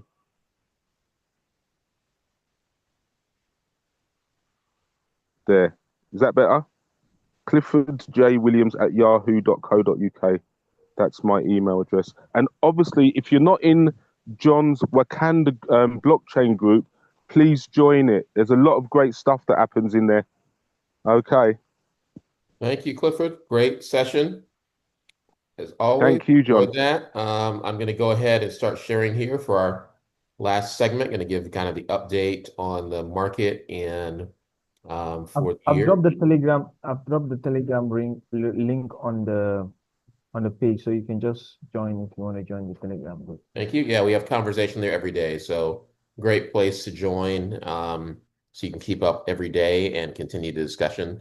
So we're always talking about what's happening across the African diaspora and all the topics that Clifford was talking about there as well. All right. So of course we've been here for the meetup for January for a bit now. We are going to take a look here at what's happening across blockchain and Bitcoin for Africa. Right. So Bitcoin dominance, about 74% of purchases in South Africa for Bitcoin with XRP and Ethereum also popular. And that lines up with the institutional, what institutions are doing as well. Bitcoin, the last time that I checked, was actually the #1 market for transactions in Bitcoin is actually Africa, which I'm really happy to see. That's really what we've been hoping for a long time in our Wakanda meetups, which we've been doing for years. And some of you have been with me for many years. We've been doing this. Inflation hedge, right? So as Nigeria's currency keeps on losing value, which is happening to many fiat currencies, lots of crypto adoption across citizens, and I'm happy to see that as well because that's really the purpose, is to allow people to have some access to stable financial options. And banking the unbanked, so over 60% of sub-Saharan African adults remain unbanked, and Bitcoin and stablecoins offer frictionless and low remittances, and the fees often less than 6% actually. Sometimes it's like a fraction of percent, depends on the mining difficulty at that time. And one thing I will talk about with the stablecoins, I think, Jackie, you made this point, is that the stablecoins versus the CBDCs, I think it's kind of like a lesser of two evils kind of thing. A lot of people are like, oh, they're the same thing. They're definitely not in my mind, right? CBDCs is like China. They have, I think they were actually the first one, but I could be wrong. So their digital yuan, that CBDC, they've actually turned off many times. They turn off access where someone like does something that's not appropriate or not smart, not is frowned upon, and they will turn off their bank account or turn off their access to certain privileges. You can't board a train, and they can do that directly from the government with the CBDC. Now, stable coins, I agree with what Clifford says. They can control them. They can blacklist you, whatever. Banks can do that too. But the difference is it's a little harder to control private companies than it is just to have the government go in and go, oh, our ministry of this or that said that they don't like the shirt you're wearing, and we're going to stop your money, right? So CBDCs to me are like the the greater of two evils, if you want to put it that way, where stable coins, while definitely they can blacklist you and do all those things, at least, it's more disparate. You got a bunch of different companies, and there's not necessarily one single point that can just control everything, right? And then if you want the most freedom, obviously you go to Bitcoin, because Bitcoin is censorship free, censorship resistant. Anybody can send it, and they actually can't blacklist you. So that's kind of the spectrum. But for me, I definitely differentiate the CBDCs from the stable coins. All right. And diaspora institutional adoption. So families are be able to send, crypto home and across the world, and they're able to send for finances and do all of that, which was completely nearly impossible 10 years ago without exorbitant fees, like 20-something% with a MoneyGram or Western Union or whatever it was. And now it's easily possible with stablecoins with Bitcoin. And of course, as we talked about, we were talking about Joseph earlier, institutions are just, they're pouring in, right? Institutions are all over this. And they're not going to stop, and they are not going to tell you, right? They're not going to go, you know what, you really should have it, because I think it was Clifford made the point that they want people to be workers. They want people who are going to have no option but to continue to, basically do whatever they're told. And if you achieve financial freedom, that's not going to happen, right? So they are going to keep on quietly acquiring all the Bitcoin they can. And while everybody in the retail world, not everybody, not none of you, because you're all thinking ahead here, but where many people who are just retail are just like, oh, the price isn't up, I'm not going to do anything, I'm not interested. Well, let me go watch a game, let me go do this. I'm not interested in it. But they're doing that because they're going to keep acquiring it. And like I think Clifford just mentioned, one day you're going to suddenly see, oh my gosh, this thing just jumped up to $1 million. What happened? But it's going to be too late then. You won't be able to buy anything if you didn't already start acting a long time ago, right? So institutions are not stopping. They are picking up, and they're going faster and faster.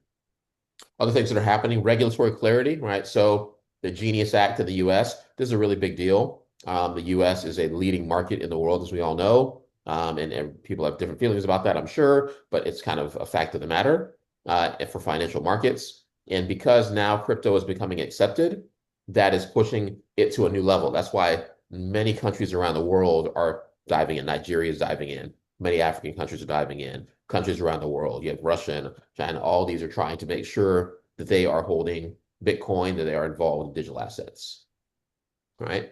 And then we also have JP Morgan, other banks are all going in. And JP Morgan is funny because the CEO of JP Morgan, Jamie Dimon, I remember him. Years ago, he used to go on about how much of a scam it was. I think he said that anybody in his company who was using Bitcoin or they would lose their job, right? So I mean, it's a complete 180 here. Now they're saying, oh, we're doing trading, we're doing crypto. That tells you how far things have come, right? So this is like the biggest public detractor, and he is saying, yep, we're going to be involved in this. So that tells you what's really happening, while a lot of us are not paying as much attention. Though this group, I know you guys are paying attention because you guys are here, but a lot of other people are not paying attention. All right, so if I get to my next slide here. Come on. All right, not sure why that slide is stuck. Give me a second.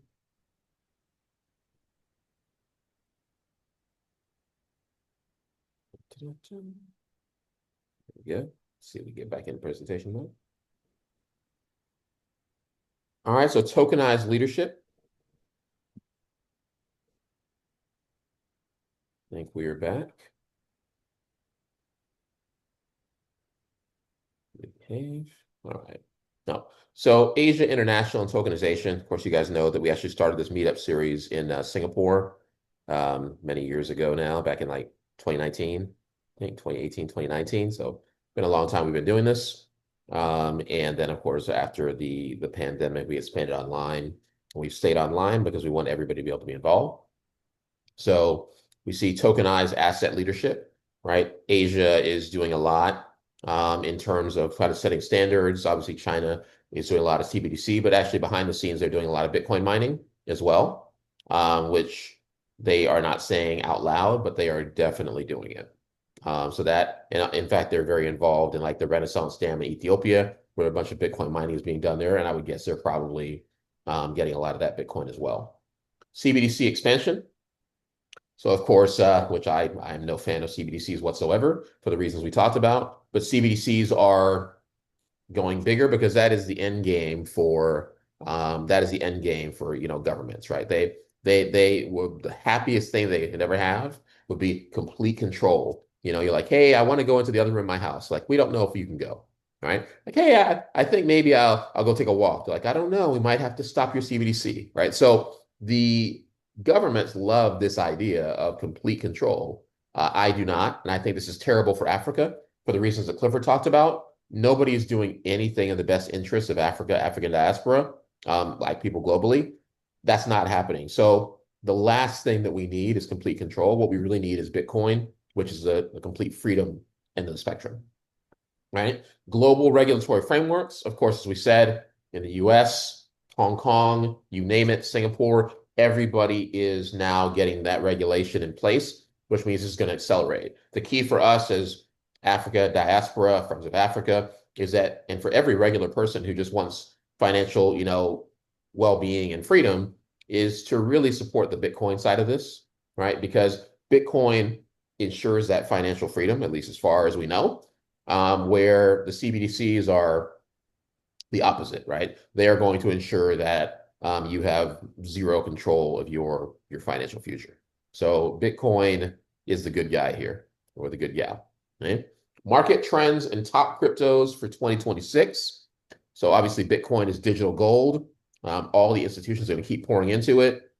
For me, I think that we're in a super cycle. Now, you don't need not financial advice, but I think that we're going to see this market run longer. I remember the last cycle, and things just started to plummet as we entered into the end of the year and the new year. So things look pretty stable. It's kind of trending sideways. And with all the institutions, and we'll talk about some of the reasons, I think there's a good chance we have a super cycle. We will see. Ethereum and altcoins, right? So those are continuing. They're tracking with Bitcoin. Ethereum is good. It is freedom, based in terms of free transaction, very strong because like every digital, most of the stable coins and things are all based on it as well. So Ethereum is going to keep on having very strong adoption, especially the institutions. But the key with Ethereum is that it is a proof of stake. So even though it is like Bitcoin, it is not as strong because Bitcoin is just mining. I can set up mining in Zambia tomorrow. I can set up Bitcoin mining in Kenya. I can set up Bitcoin mining in Singapore, in Thailand, anywhere I want. All you got to do is put the software in and start mining. Okay. On the other hand, Ethereum used to be proof of work, but now it's proof of stake, which means the people who have the biggest pile of Ethereum, the biggest bags, they get to control what transactions go through or not. Now, right now, it's doing fine. But the bottom line is, let's say that one day Elon Musk or BlackRock or some Russian oligarch says, oh, I have this much Ethereum, and I don't want you to be able to do a transaction, you being whoever you are, okay? They would be able to stop your transactions because it's proof of stake, and they can determine what's valid on the blockchain. So while Ethereum is good, it's not as strong in terms of being kind of uncorruptible as Bitcoin is. And then we, of course, have stable coins, which I love. I have my teams all across Africa, and I always pay my team members using stable coins typically. and it's a piece of cake, easy, and it's something that 10 years ago I could not have done, right? So able to create a lot of employment just because of stablecoin and, of course, the other cryptocurrencies. All right. Institutional and policy forecast for 2026, Africa and diaspora focus. So as we said, those CBDC pilots, like Clifford said, they're going to keep growing. We're going to see more and more CBDCs. Again, I'm not a fan whatsoever, but it's a fact of the matter. This is what the governments desperately want, is to get to like everybody on a CBDC. But that's really up to the people, because if you look at what happened in Nigeria, they tried to do the pilot. I think, Clifford, you alluded to this. They did the pilot, and when they tried to do the pilot in Nigeria, most Nigerians, I'm Nigerian on that side, did not use it. So Bitcoin actually became the number 1 or number 2 market in the world is Nigeria now. So they completely rejected the CBDCs, which is great, because the CBDCs are not really good for the people anyway. But so the CBDC pilots are really going to depend on who accepts it, who adopts it. I'm not a fan. I won't be pushing. I don't like these at all. The US has banned, under the current Trump administration, has banned central bank digital currencies, which I think is good. I think it's much better to go with Bitcoin and open cryptocurrencies, especially for Africa diaspora. Regulatory clarity, as we said, it keeps moving. We're looking good there. And, that means more and more of the big money is going to keep on flowing into this market. The key is to make sure that you don't just let them take all of it. Keep some Bitcoin for yourself and your family and your inheritance for your kids and your children's children. Okay? Global policy integration. The US and EU policies are likely to further integrate crypto, right? And we're going to keep on seeing that happening. And then strategic reserves. So the US has a strategic reserve. Venezuela had actually a lot of Bitcoin, interestingly. I'm not going to comment further. But there are a lot of countries that have a large amount of Bitcoin, right? El Salvador, a lot of others. Okay? So lots happening there on that side of it in the forecast. And we expect to see these trends continue as people are going to keep on shifting, at least those who are in the know. I think obviously those who are not paying attention will continue to go, oh, it's a scam, it's a scam. And unfortunately, when, they've acquired as much as they want, to Clifford's point, to Joseph's point, there's a good chance that those people will never, ever have a chance again to have any meaningful ownership. So don't let that be you. Don't let that be your family. Don't let that be your friends. Each one teach one. Tell people about this. Okay? Key players and success stories. So Binance is continuing to grow, and Binance institutional users across Africa. I really like Binance across Africa, by the way. They're very accessible. A lot of my team members use them, and it allows them to be able to easily, make payments, receive payments, and have a fiat gateway. So really like what Binance has been doing, especially across the continent. Corporate Bitcoin holders, right? So 200 plus, and I'm sure that's growing constantly. Globally, these corporations are getting all kinds of current cryptocurrencies. Bitcoin's the biggest, but some are taking Ethereum. We have some that are doing like Dogecoin. I don't know why they're doing that. So there are different, companies that are putting this as part of their treasury. Okay? Trading volume increase. So the growth in Binance Africa trading, we can see that has continued. Lots of people getting on there and trading. I don't know, Joseph, do you use Binance? Bizon. Joseph, do you use Binance? Yeah, it's actually the only exchange I'm using currently. Okay, so very popular. Okay, yeah, so they're getting a lot of use across the continent. The Lightning Network is out there for Bitcoin, which is faster transaction fees with near zero fees. And that payment infrastructure, I think, is really beneficial for Africa. In the US, UK, Europe, they don't care as much. Even, a lot of areas of Asia, because they already have fast payments transactions. But across Africa, this is really a big deal, right? Because those payment networks were not in place before. And then diaspora-led leadership. So we got lots of diaspora-led blockchain initiatives, including myself, including Clifford. Lots of people across the diaspora are investing across borders, building bridges. And this is exactly what we want to do. Because I think, to Clifford, your point, that is the way that we all cooperate. The only way that we really win as an African diaspora, as global Africa, Black people, the only way that we are really going to win is to work together. And that is facilitated by all of the things that we can do with the blockchain at this point. And what we're doing here in our meetup. Okay? So challenges and opportunities ahead. We have infrastructure development. right? So lots of different gaps. There's power outages. We have areas where internet is not as good. Obviously, mobile penetration, but this is being worked through. And I don't remember the exact statistic, but I think it's like 80+% of Africa has access to at least like a cell phone or a mobile device. And that's all you really need to get started with a Bitcoin or a digital asset. So even though there's a lot to do, at least, we can use what we have. Volatility and regulation. So market volatility, and I was commenting, I was talking to a team member or a consultant I was working with last year, and she was like, "Oh, there's so much volatility, that must really be scary for you." And I was like, "No, not really, because I mean, yeah, I don't like it when it dips and does all that. I don't like that." Okay, but the bottom line is, if we didn't have that much volatility, how could you make any money in this market? I mean, there are other things you can do, but how can you make any money in this market? That volatility is the reason that Bitcoin averages what, like 150% every year, or like whatever it is, like 2x or whatever every single year. That is a huge average return that you're not getting in any other asset class. And I mean any other asset class. That's why all these corporations keep buying it. So the volatility, I don't like the down days, but it doesn't scare me. In fact, I'm happy because that's where you really are going to profit and make your money. Okay. Green innovation. So of course, critical minerals, Africa fuels, blockchain supply, and there are lots of green energy projects and ways you can, so that we have hydro like in Ethiopia, we have solar. There's lots of different things that can be used to mine Bitcoin. And Bitcoin is very good because any trapped energy that would not have been purchased or used before can simply be used for Bitcoin mining, and then the Bitcoin can be sold or kept. And so it makes it profitable for people to put electricity all over areas of Africa and the world where they never would have done it before. And there was another one we talked like Hydrobox and some others that are doing that already.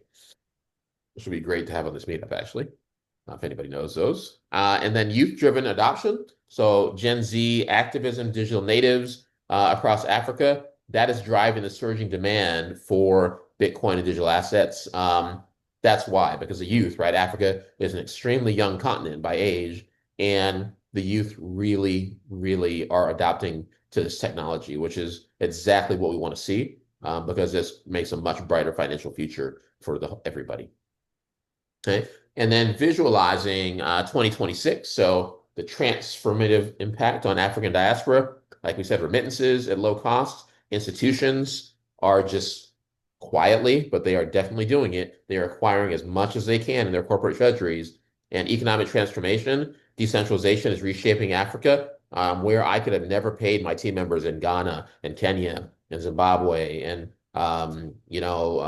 Nigeria and all across the continent. I can definitely do that now because I can use digital assets, and so can you, right? So that's why we do these meetups, because we want those opportunities to open up, and I'm able to employ people and do a lot of things that we could have never done if it wasn't for this asset class. And of course, there's also AI, which doesn't seem to know where South Africa is, but nonetheless, the technology is opening many opportunities. All right.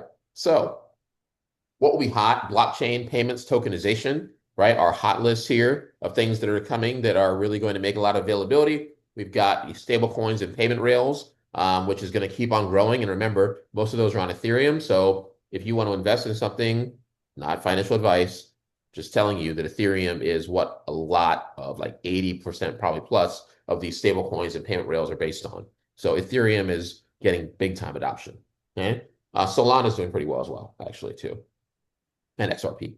So tokenization of real world assets. As many of you know, I'm working on projects of that as well. That will allow people to be able to tokenize gold or land or real estate or things like that, and bring, actual, liquidity and cash into projects across Africa and diaspora. And so I think this is a really important aspect, and currently working on projects. Hopefully we'll be able to share some exciting updates with you guys in the next meetups as to what we're doing here, but this is a really big area.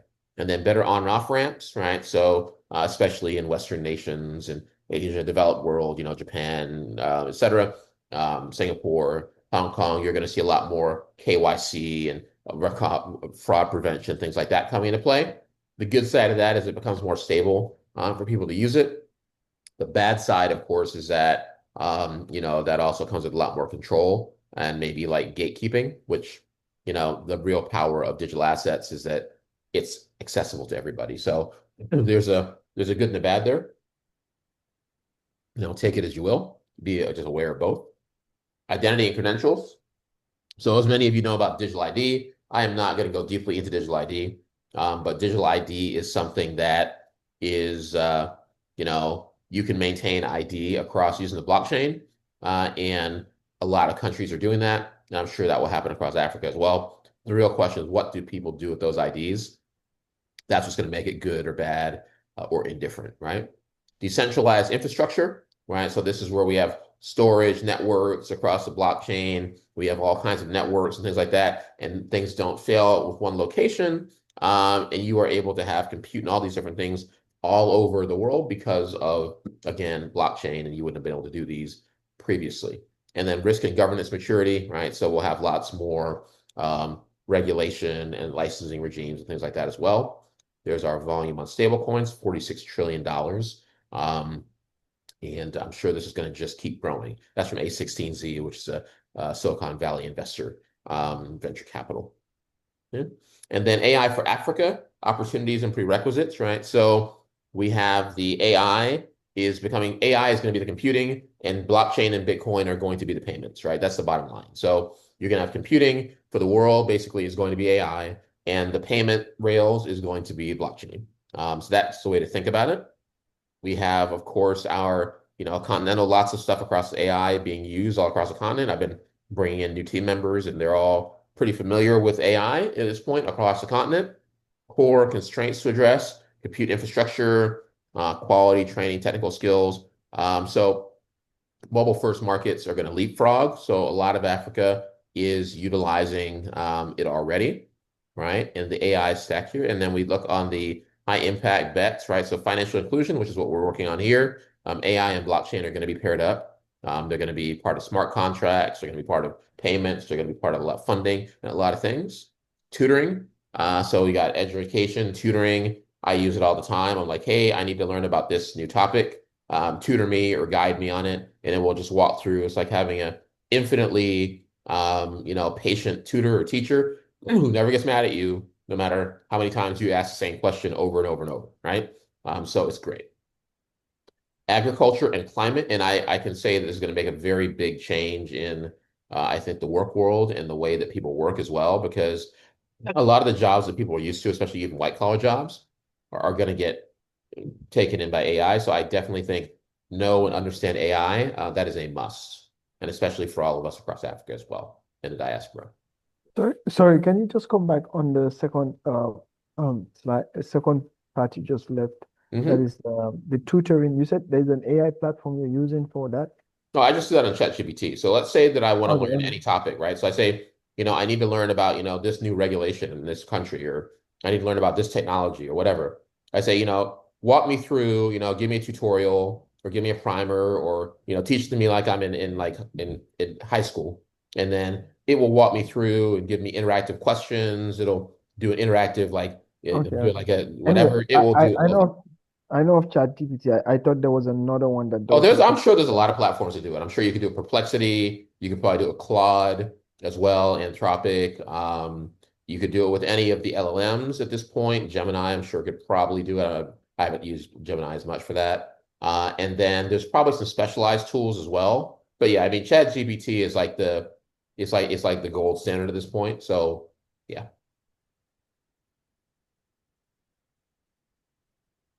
All right, agriculture and climate. So AI is going to be able to forecast, the rain, weather forecast patterns, all the different things that are needed for farmers, and even farmers who are really struggling can use that AI across Africa to be able to now have, I mean, really AI is like, I heard somebody saying it's true. It is like having a,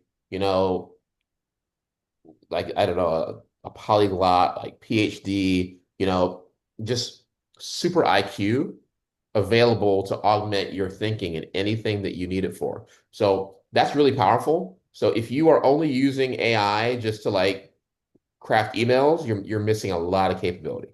Let's just say that, right? I mean, if you have access, like all the smartest minds in the world, you could tell it to, do a mastermind with Einstein and, whatever it is, Shaka Zulu and Queen Elizabeth, whatever you want to do, it can do all this stuff. So take advantage of that. And obviously across Africa, these capabilities are something that we've, have really not been accessible before. So I say in the window where it's still very open, use it. Okay? Healthcare, triage support, obviously giving lots of things, optimization, and being able to help in healthcare and government services, document processing management. So AI basically is going across everything. The key balance is, this is just not for Africa, this is everywhere in the world, is that you have a balance between, is it going to be like the master? Is it going to be your master and control you? Or is it going to be like a wonderful servant, right? And that's the whole dilemma the whole of humanity is facing right now. And even a lot of tech billionaires and elites, they're like, is this thing going to be like our master? Or, is it going to do what we want it to do? So that's something to really keep in mind, the ethics behind it, the guardrails we put in place. We have to be very careful because this could definitely go in one of two different directions right now. Okay. And then the AI stack simplified, right? Power, data, compute, talent, governance. And in the job market, if you're working, you have a company, I got to do whatever you're doing, AI is going to be the differentiating factor, right? So if you are like doing a customer service job and all you do is read a customer service script, and all you do is read the same script over and over, I can almost guarantee you, give that a year, that job is going to be AI. Now, if you're doing very creative work that you can adapt and learn, then you can use AI to augment it or learn something new. But what you don't want to do is just kind of sit and like, oh, I've been doing the same thing and it's fine. I can guarantee you AI is going to continue. I mean, unfortunately, or fortunately, it's just the nature of business. Business is, or capitalism is really greedy, right? So if they go, look, I can pay for an AI that's like $100 a month, or I can pay a person, whatever it is, like $30,000, $50,000 a year, they're obviously going to pay for the AI, which is $100 a month. And we can say it's good, bad, or indifferent. We can say it's ethical or unethical. But the bottom line is, this is the direction things are going to go. So understanding this technology, great opportunity for Africa. I think it's essential for any of us in diaspora, Western countries, Asian countries, to understand it now. I'll leave that there. Okay. So Diaspora Web3 AI projects that can ship, right? So this combination, like I said, obviously it opens a great new deal of opportunities for us as Diaspora. Web3, the blockchain is going to be like the payments and the rail for all of that. And then the AI is going to be all the computing and the thought, right? And so the focus on pilots, we have lower remittance. So we have things that are going to be able to help us in the area of being able to send money very inexpensively, which we can already do. And we're getting even better and better between us and across diaspora, building trust on infrastructure. So verifiable, it cannot be manipulated or changed, especially proof of work, right? Proof of stake is a little shakier, but proof of work definitely cannot be manipulated as long as you have enough mining going on. And then AI powered services. So we got the AI is going to be sending payments. And how do you think these AI are going to send payments? They're going to send payments by sending Bitcoin or sending a stable coin or sending Ethereum or sending whatever digital asset is available, or CBDC, God forbid. But whatever it is, they're going to send something and they're going to use the blockchain to make payments. They're not going to go to the bank account and try to do a bank transfer. They're not going to go and get money from an ATM. All these digital stuff by AI is going to be payments in blockchain. Okay, that's how it's going to happen. So blockchain is going to become the digital payment rails, whether the good, the Bitcoin, whether the not so good, like the CBDC or anything in between. Okay? Implementation approach, start with a single corridor community, define clear success metrics before launching pilots. And this is for anybody who's piloting anything on blockchain, Web3, AI. Document your successes and failures. Build relationships with local partners, fintechs, NGOs, small businesses, really essential to be successful. Create a replicable playbook and other communities can adapt, and obviously a timeline for getting everything launched. Okay, Bitcoin cycle, super cycle beyond the halving. So as I said, I suspect that we are in a super cycle. The amount of institutional adoption tells me high likelihood that this thing is not going to just go down like it has in previous cycles, because mostly the previous cycles were driven by retail, which is kind of emotion and feeling and fear, like the fear and greed index. Now, this is really being done by very rational institutions, and they don't freak out because it goes down by 3 or 5%. So big difference here. So super cycle is extended. It means that we're not going to just see the 4-year cycle. We might see up and stability and even up going into 20 through 26, even into 27 or beyond. Okay. And some people believe that we could get to the point, basically hyper Bitcoinization, where we're just not going to see Bitcoin price go down significantly ever again. But we'll see what happens. Okay. Unprecedented institutional inflow. So money is pouring into this. We were talking about this with Joseph and Clifford earlier.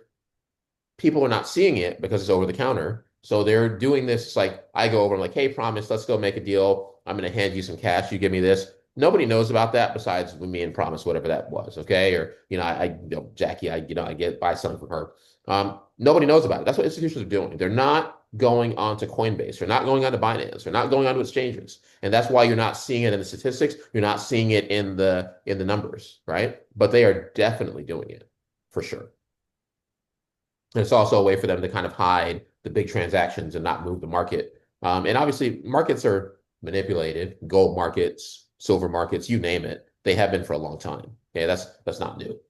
Reduced volatility and mainstream acceptance. So what we're seeing here is that obviously it is going out in mainstream. It's regulated. It's being accepted. You got JP Morgan, the US, China's doing their thing. They've got their open aspect through Hong Kong. Everybody, Singapore, everybody is doing what they're doing. Europe, EU has their, they're doing their regulation, their MiCA, whatever it's called. UK has their approach. So every region, and as African diaspora, this is a huge opportunity for us to really leap ahead and take full advantage of it. The implications for African diaspora, super cycle will be longer, more stable, right? Adoption and investment option, accelerating financial inclusion, and being able to keep building wealth for a longer period of time, right? With less volatility and more upward in general. So that is a good thing, especially if we are truly in a super cycle. Again, not financial advice, just telling you what it looks like. Okay.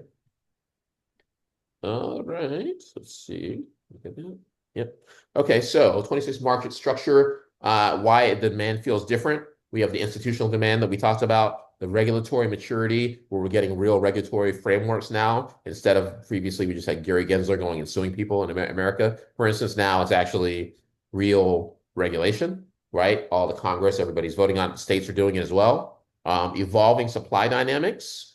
And so now we got a lot more demand side that's outgrowing, and a lot of stuff is actually, outweighs traditional housing supply shock. So we are actually seeing a lot more liquidity and money, like Raoul Paul on Real Vision talks about. Lots of money is flowing into this market behind the scenes, so mind you. And macroeconomic drivers, real interest rates and liquidity cycles remain critical determinants, right? So what are those interest rates? What is liquidity? How much money and money supply is available? That is what really drives the price of risk on assets like Bitcoin. What would confirm this thesis, right? So sustained Bitcoin inflows into the exchange traded products, stable Bitcoin adoption, calm credit spreads during drawdowns. No, everybody's not panicking, especially the institutions, right? Leveraging free on-chain growth, and leverage free, which means you're not like getting 2x, 5x leverage, but it's just, on-chain growth consistently, and then predictable regulatory path, which seems like we're happening, okay?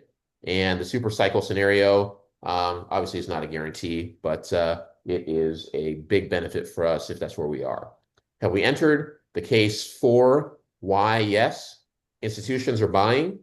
Policy regulatory reform. We have infrastructure getting much more mature. The exchange traded products, supply dynamics, and we have a public example here. Bernstein's argued the bull run could extend through 2026, through 2027, 2027, longer than the traditional 4-year cycle.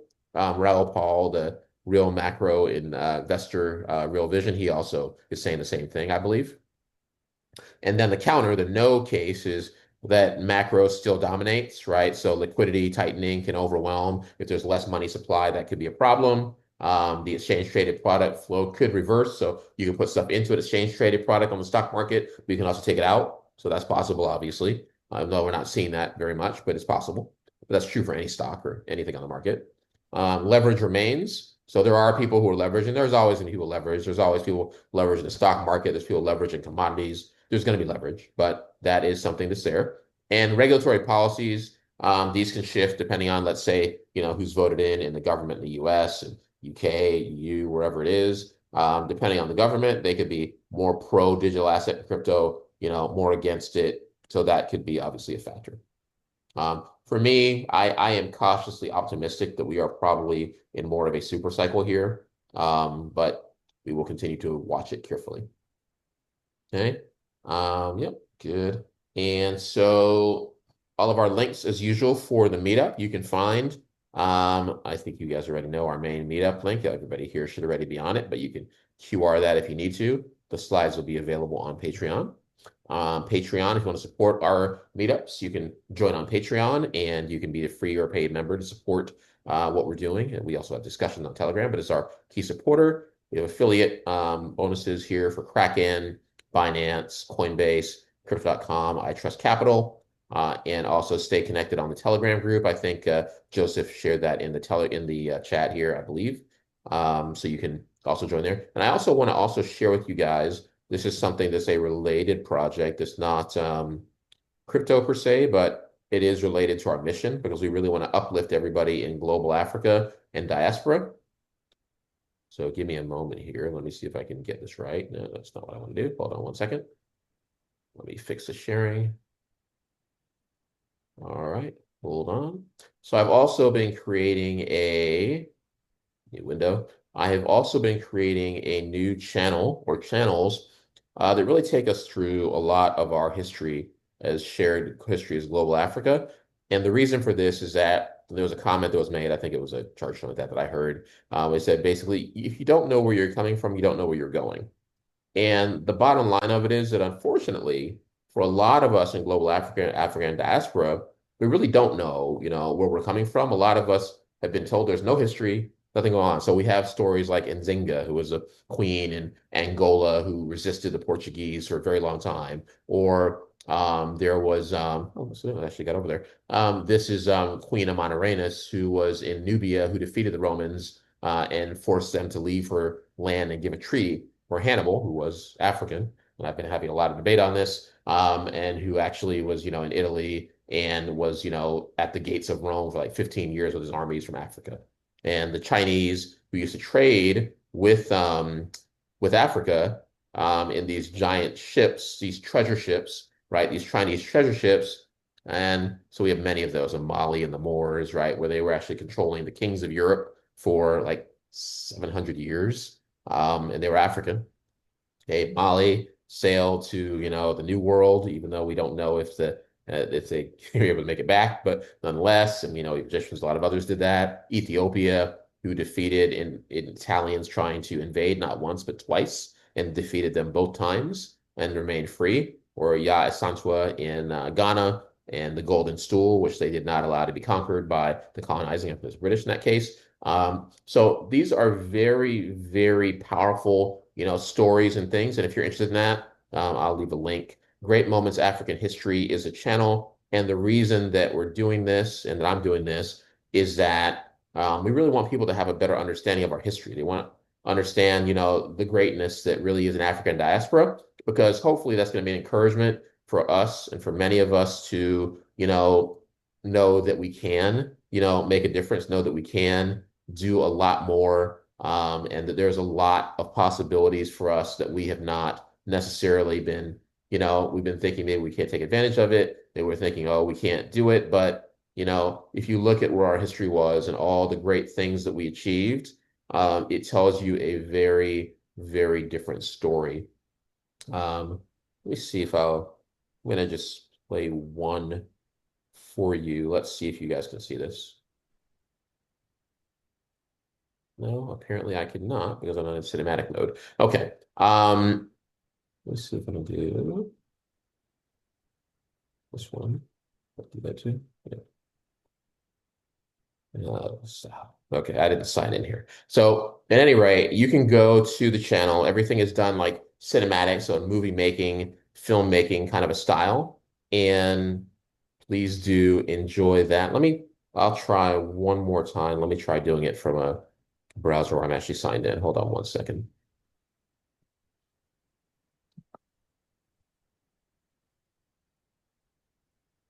And I think that you guys will really enjoy the history. It goes very much along with what we do in our Wakanda meetups.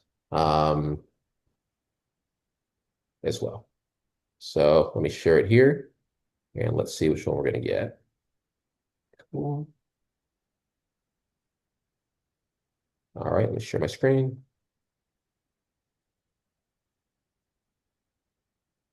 And empires measure victory and conquest. Nzinga measured it in survival.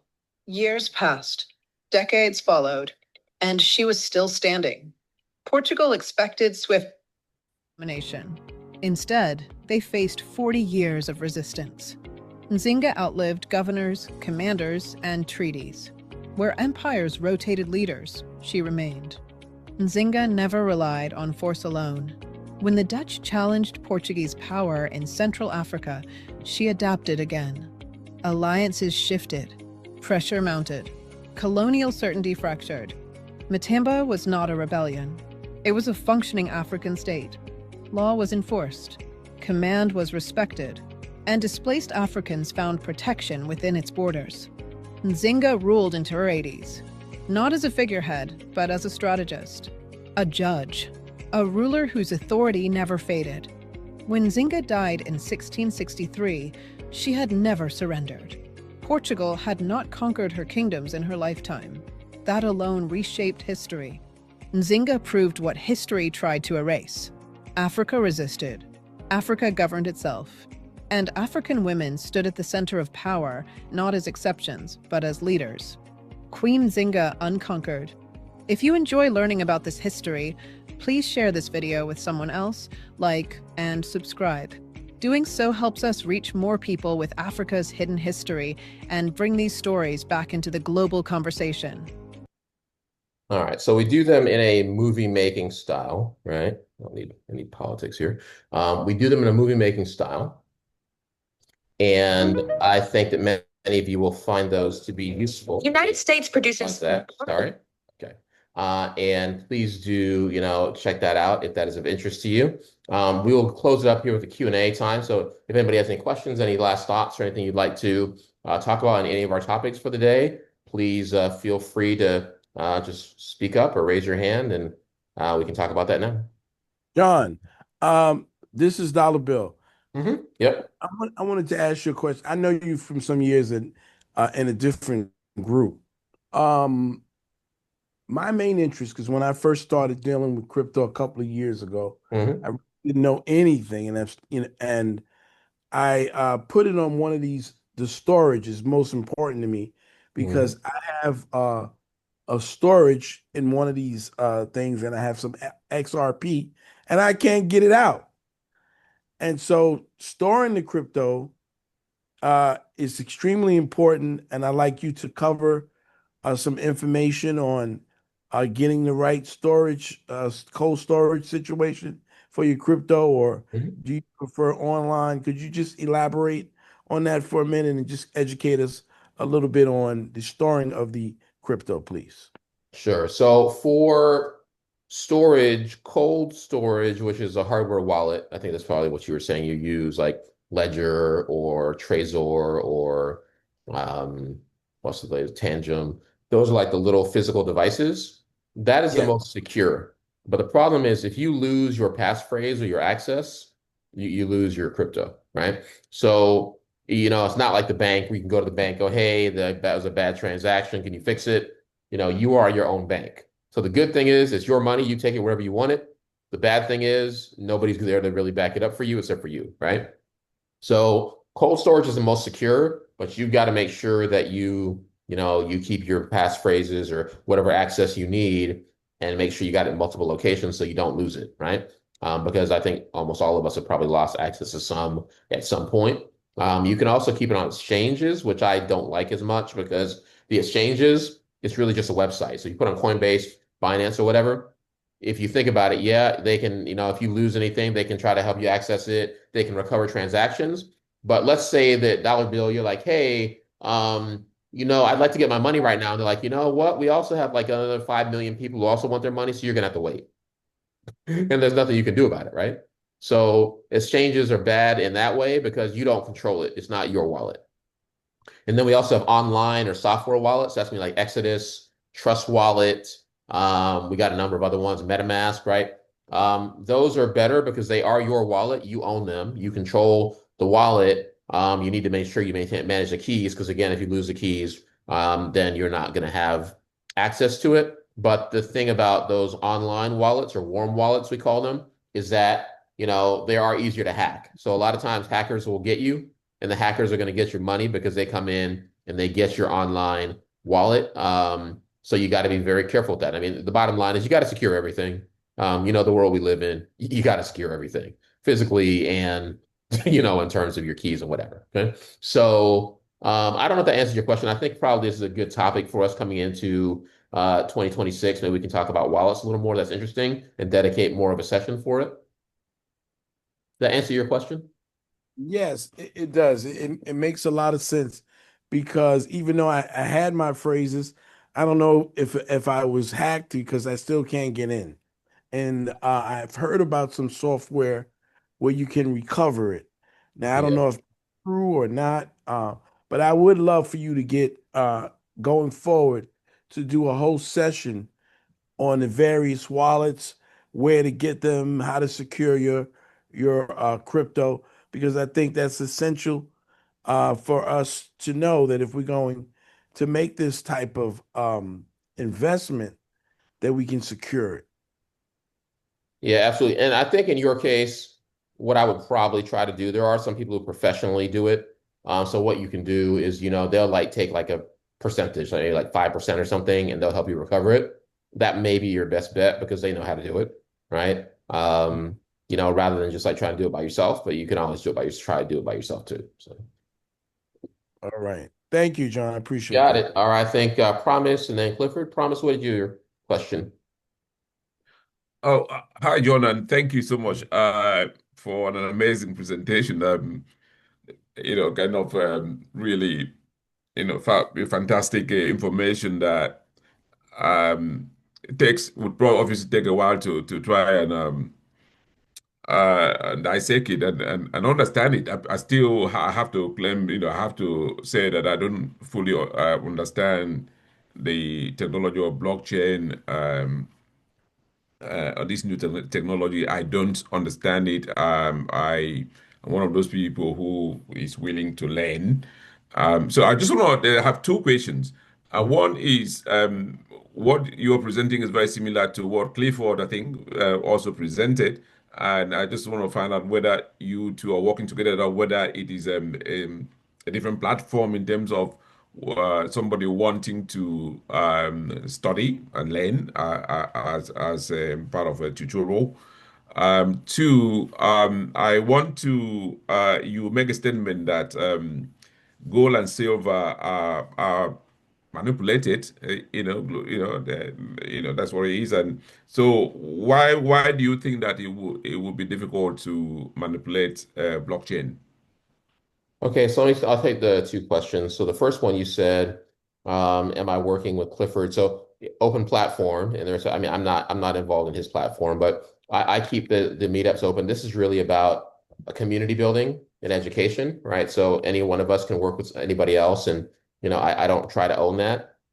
I'm happy, to collaborate with Clifford, collaborate with yourself, collaborate with Joseph, or anybody else. The whole point is for African Diaspora, African American, everybody to be able to come in and, be able to share what they're doing. And then you guys can decide, who do you, what projects are you interested in? What do you want to do? We're not selling anything here. So that in terms of, are we working together? I'm not on his platform at the moment. I'll probably check it out. But everybody is welcome to, share what they're doing. And he has an education platform there that he's doing. And I think that's great. I don't particularly sell any education products across Wakanda right now. However, we do the community and we do educate people in terms of the learning, but we don't really charge for that. So this is more community based, but I'm very supportive of what Clifford's doing, what Joseph's doing, or what any of you are doing. That's really the goal here is collective economics, right? Like Cloyd, what's his name? That was the Powernomics guy. Anyway, Anderson. What was that? Claude Anderson. Thank you. Yeah, Dr. Claude Claude Anderson. Anderson. Yeah, so the idea here is collective economics, right? So everybody is able to benefit from it. And I try not to keep it where it's just like only a few people can share what they're talking about. Anybody who's got something legitimate that, is not like coming in to like fleece the community, I'm perfectly happy to have them share what they're doing. Okay. Hopefully that answers your first part. Yes, yes, it does. Thank you for that. Yeah. Second part, you ask about gold, and why could that not happen with blockchain? It can happen, and I think it is happening. So there's a lot of people who are very frustrated that, crypto is not at like $500,000 because they think it should have been, and probably it should have been. But the bottom line is markets are manipulated, right? I mean, markets are really just sentiment. They're really just about how people feel, and so I mean, how do you price feelings? How do you control feelings? Right? So that is how markets work. I am sure there is manipulation, and I'm sure that that's probably going to continue, not across gold, silver, Bitcoin, stocks, you name it, right? So there's people in the know, and they know how to. I'm not going to get into our legislators or whatever, like in the U.S., but we have a lot of people in Congress who apparently are making really good deals, right? And they're right ahead of stock movements, and so apparently they know something we don't know. Right. So there's a lot of stuff like this happening across every market. And I don't think that there's any way that it's going to like not happen to be some perfect market without that. So, that to me is the answer. The short answer is yes. It's there, and I don't think it's going away. Thank you, John. Yep. Well, Clifford, your hand up. Yes. Yeah. What was the question now? Yes, John, definitely. I would definitely like to collaborate with you on what you're doing and see if you'd like to collaborate with myself on what I'm doing. Definitely. Yep. Obviously, we can have a discussion about that another time. The gentleman, I think it's Dollar Bill. Dollar Bill was saying he's got his crypto he can't access it. You don't need to say too much, but may I ask, Dollar Bill, in what Yes. way can't you access it? Well, it's in like I'm trying to see if I can find it here with me. So I have it almost here like in a little shrine. I had like a cold storage, but I wasn't really that knowledgeable about it. But I purchased something. It was from Amazon. And Ooh. they sent it to me. And I didn't keep a whole lot of it. But I do have some XRP on there that I bought Right. at a very low rate. When XRP was extremely low, like under it was a But couple. it's the device I'm more interested in. Yes. May I just say the first mistake you make was buying it on Amazon. That's the first mistake. But what is it? Is it a branded device? Is it like a Ledger or a Trezor or is it just a normal pen drive? It's like it looks almost like a small safe. I'm trying to see. I have it over here. If I knew. Okay. Yeah, I got it right here. It's Okay. called Secure SECUX, a V20. Secure. Yeah. Right. V20 cryptocurrency hardware wallet. Okay. My first suggestion would be get in touch with the manufacturer. Mm-hmm. Yeah. And you have to be very careful when you do this, yeah? And always remember, never ever give out your private key or your seed phrase, yeah? There is no one ever needs to know your private keys or your seed phrase. Do you understand? You get that, yeah? Absolutely. Yeah, the first thing a scammer will say to you is, oh, yes, yeah, I can help you. Just give me your seed phrase. Yeah. Oh, no, and then he'll say, you would put up some resistance, and he'll say, don't worry, I'm from the manufacturer. He's not from them. There is no one, not even Jesus, can know your private key or your seed phrase, yeah? No one, all right? But that's the thing, that's something you could try. Go to the manufacturer's website, and you have to be very careful which website you go to, because it may be a scam website. Ideally, if you've got the packaging that it came in, go to that website. I have all of the packaging, the box, and the recovery sheet that says. Okay. I have everything. But the only other thing is really you shouldn't. But all my phrases, 24 phrases. All right, cool. Right, but the other thing is, first of all, you shouldn't be buying cryptocurrency hardware devices from Amazon. Yeah. The only place you buy them from is from the official websites. Here's why. When you buy them, what people are doing is they're buying them from the manufacturer or the official website. Yeah, they're tampering with them. Then they go and sell them on Amazon. Yeah, they resell. So I'm telling you that I brought it from there, but I'm not certain. I might have brought okay, fair enough. but this was maybe about, I don't know, 6, 7 years ago. It's I been some time. understand. Okay. So It's always ideally, if low. okay, well, if the manufacturer's details are in the packaging, go to their website, definitely. Yeah. Yeah, QR code right there, and I just pressed the QR Okay. code for it says the perfect choice for blockchain beginners, and Okay. Cool. it's SecureX wallet app, Right. and But ideally, the website should have some kind of contact information where you can possibly get it recovered. But obviously, there is no one should be asking you for your seed phrase or your private keys. Okay. there Now, certainly I'm going to second that. I want to second what you said, Clifford, that don't buy it on Amazon because if you buy it on Amazon, you got to buy everything direct from the manufacturer because anything you buy on Amazon, they can tamper with it, right? Unless it's directly from the manufacturer's store on Amazon, right? You got to buy it directly from the manufacturer. Any crypto wallet you get that does not come directly from the manufacturer, that somebody can tamper with it and they can just take all your funds.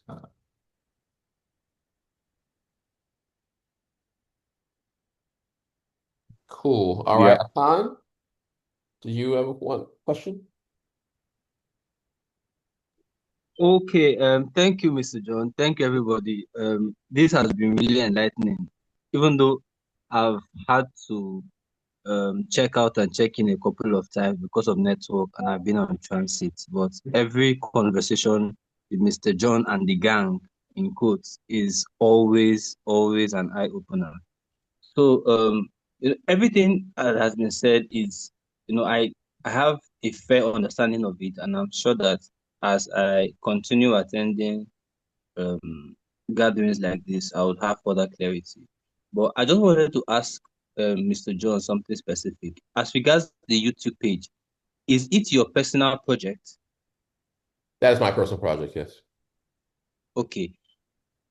Are you, because I'm seeing you have videos that you've uploaded for 4 weeks and you're not getting the views. You do realize that, for example, with a budget of $500, for example, you could get those videos from, in fact, with a budget of $500, I could get those videos upwards of 500 views. And that is the barest minimum. Like, this is me saying the worst case scenario. But the information that you are providing on that YouTube page is people are thirsty for it in actuality. So I was hoping I could further this conversation outside of this. Yeah, message me on Yeah, Telegram. I'm interested to hear what you're suggesting because definitely want to grow it. I mean, we actually get a lot of reviews on shorts. But yeah, definitely interested to hear about what you're saying as far as the YouTube growth because we do want to get that messaging to as many of our people as possible. So yeah, let's definitely have the conversation. okay, thank you very much. Thank you. That's all from me. Any other questions or comments before we close it out today?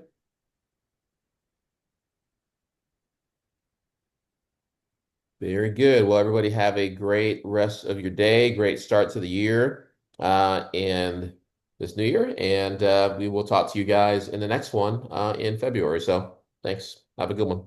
Thank you, thank you, John. John. Thanks, everyone. Thank you.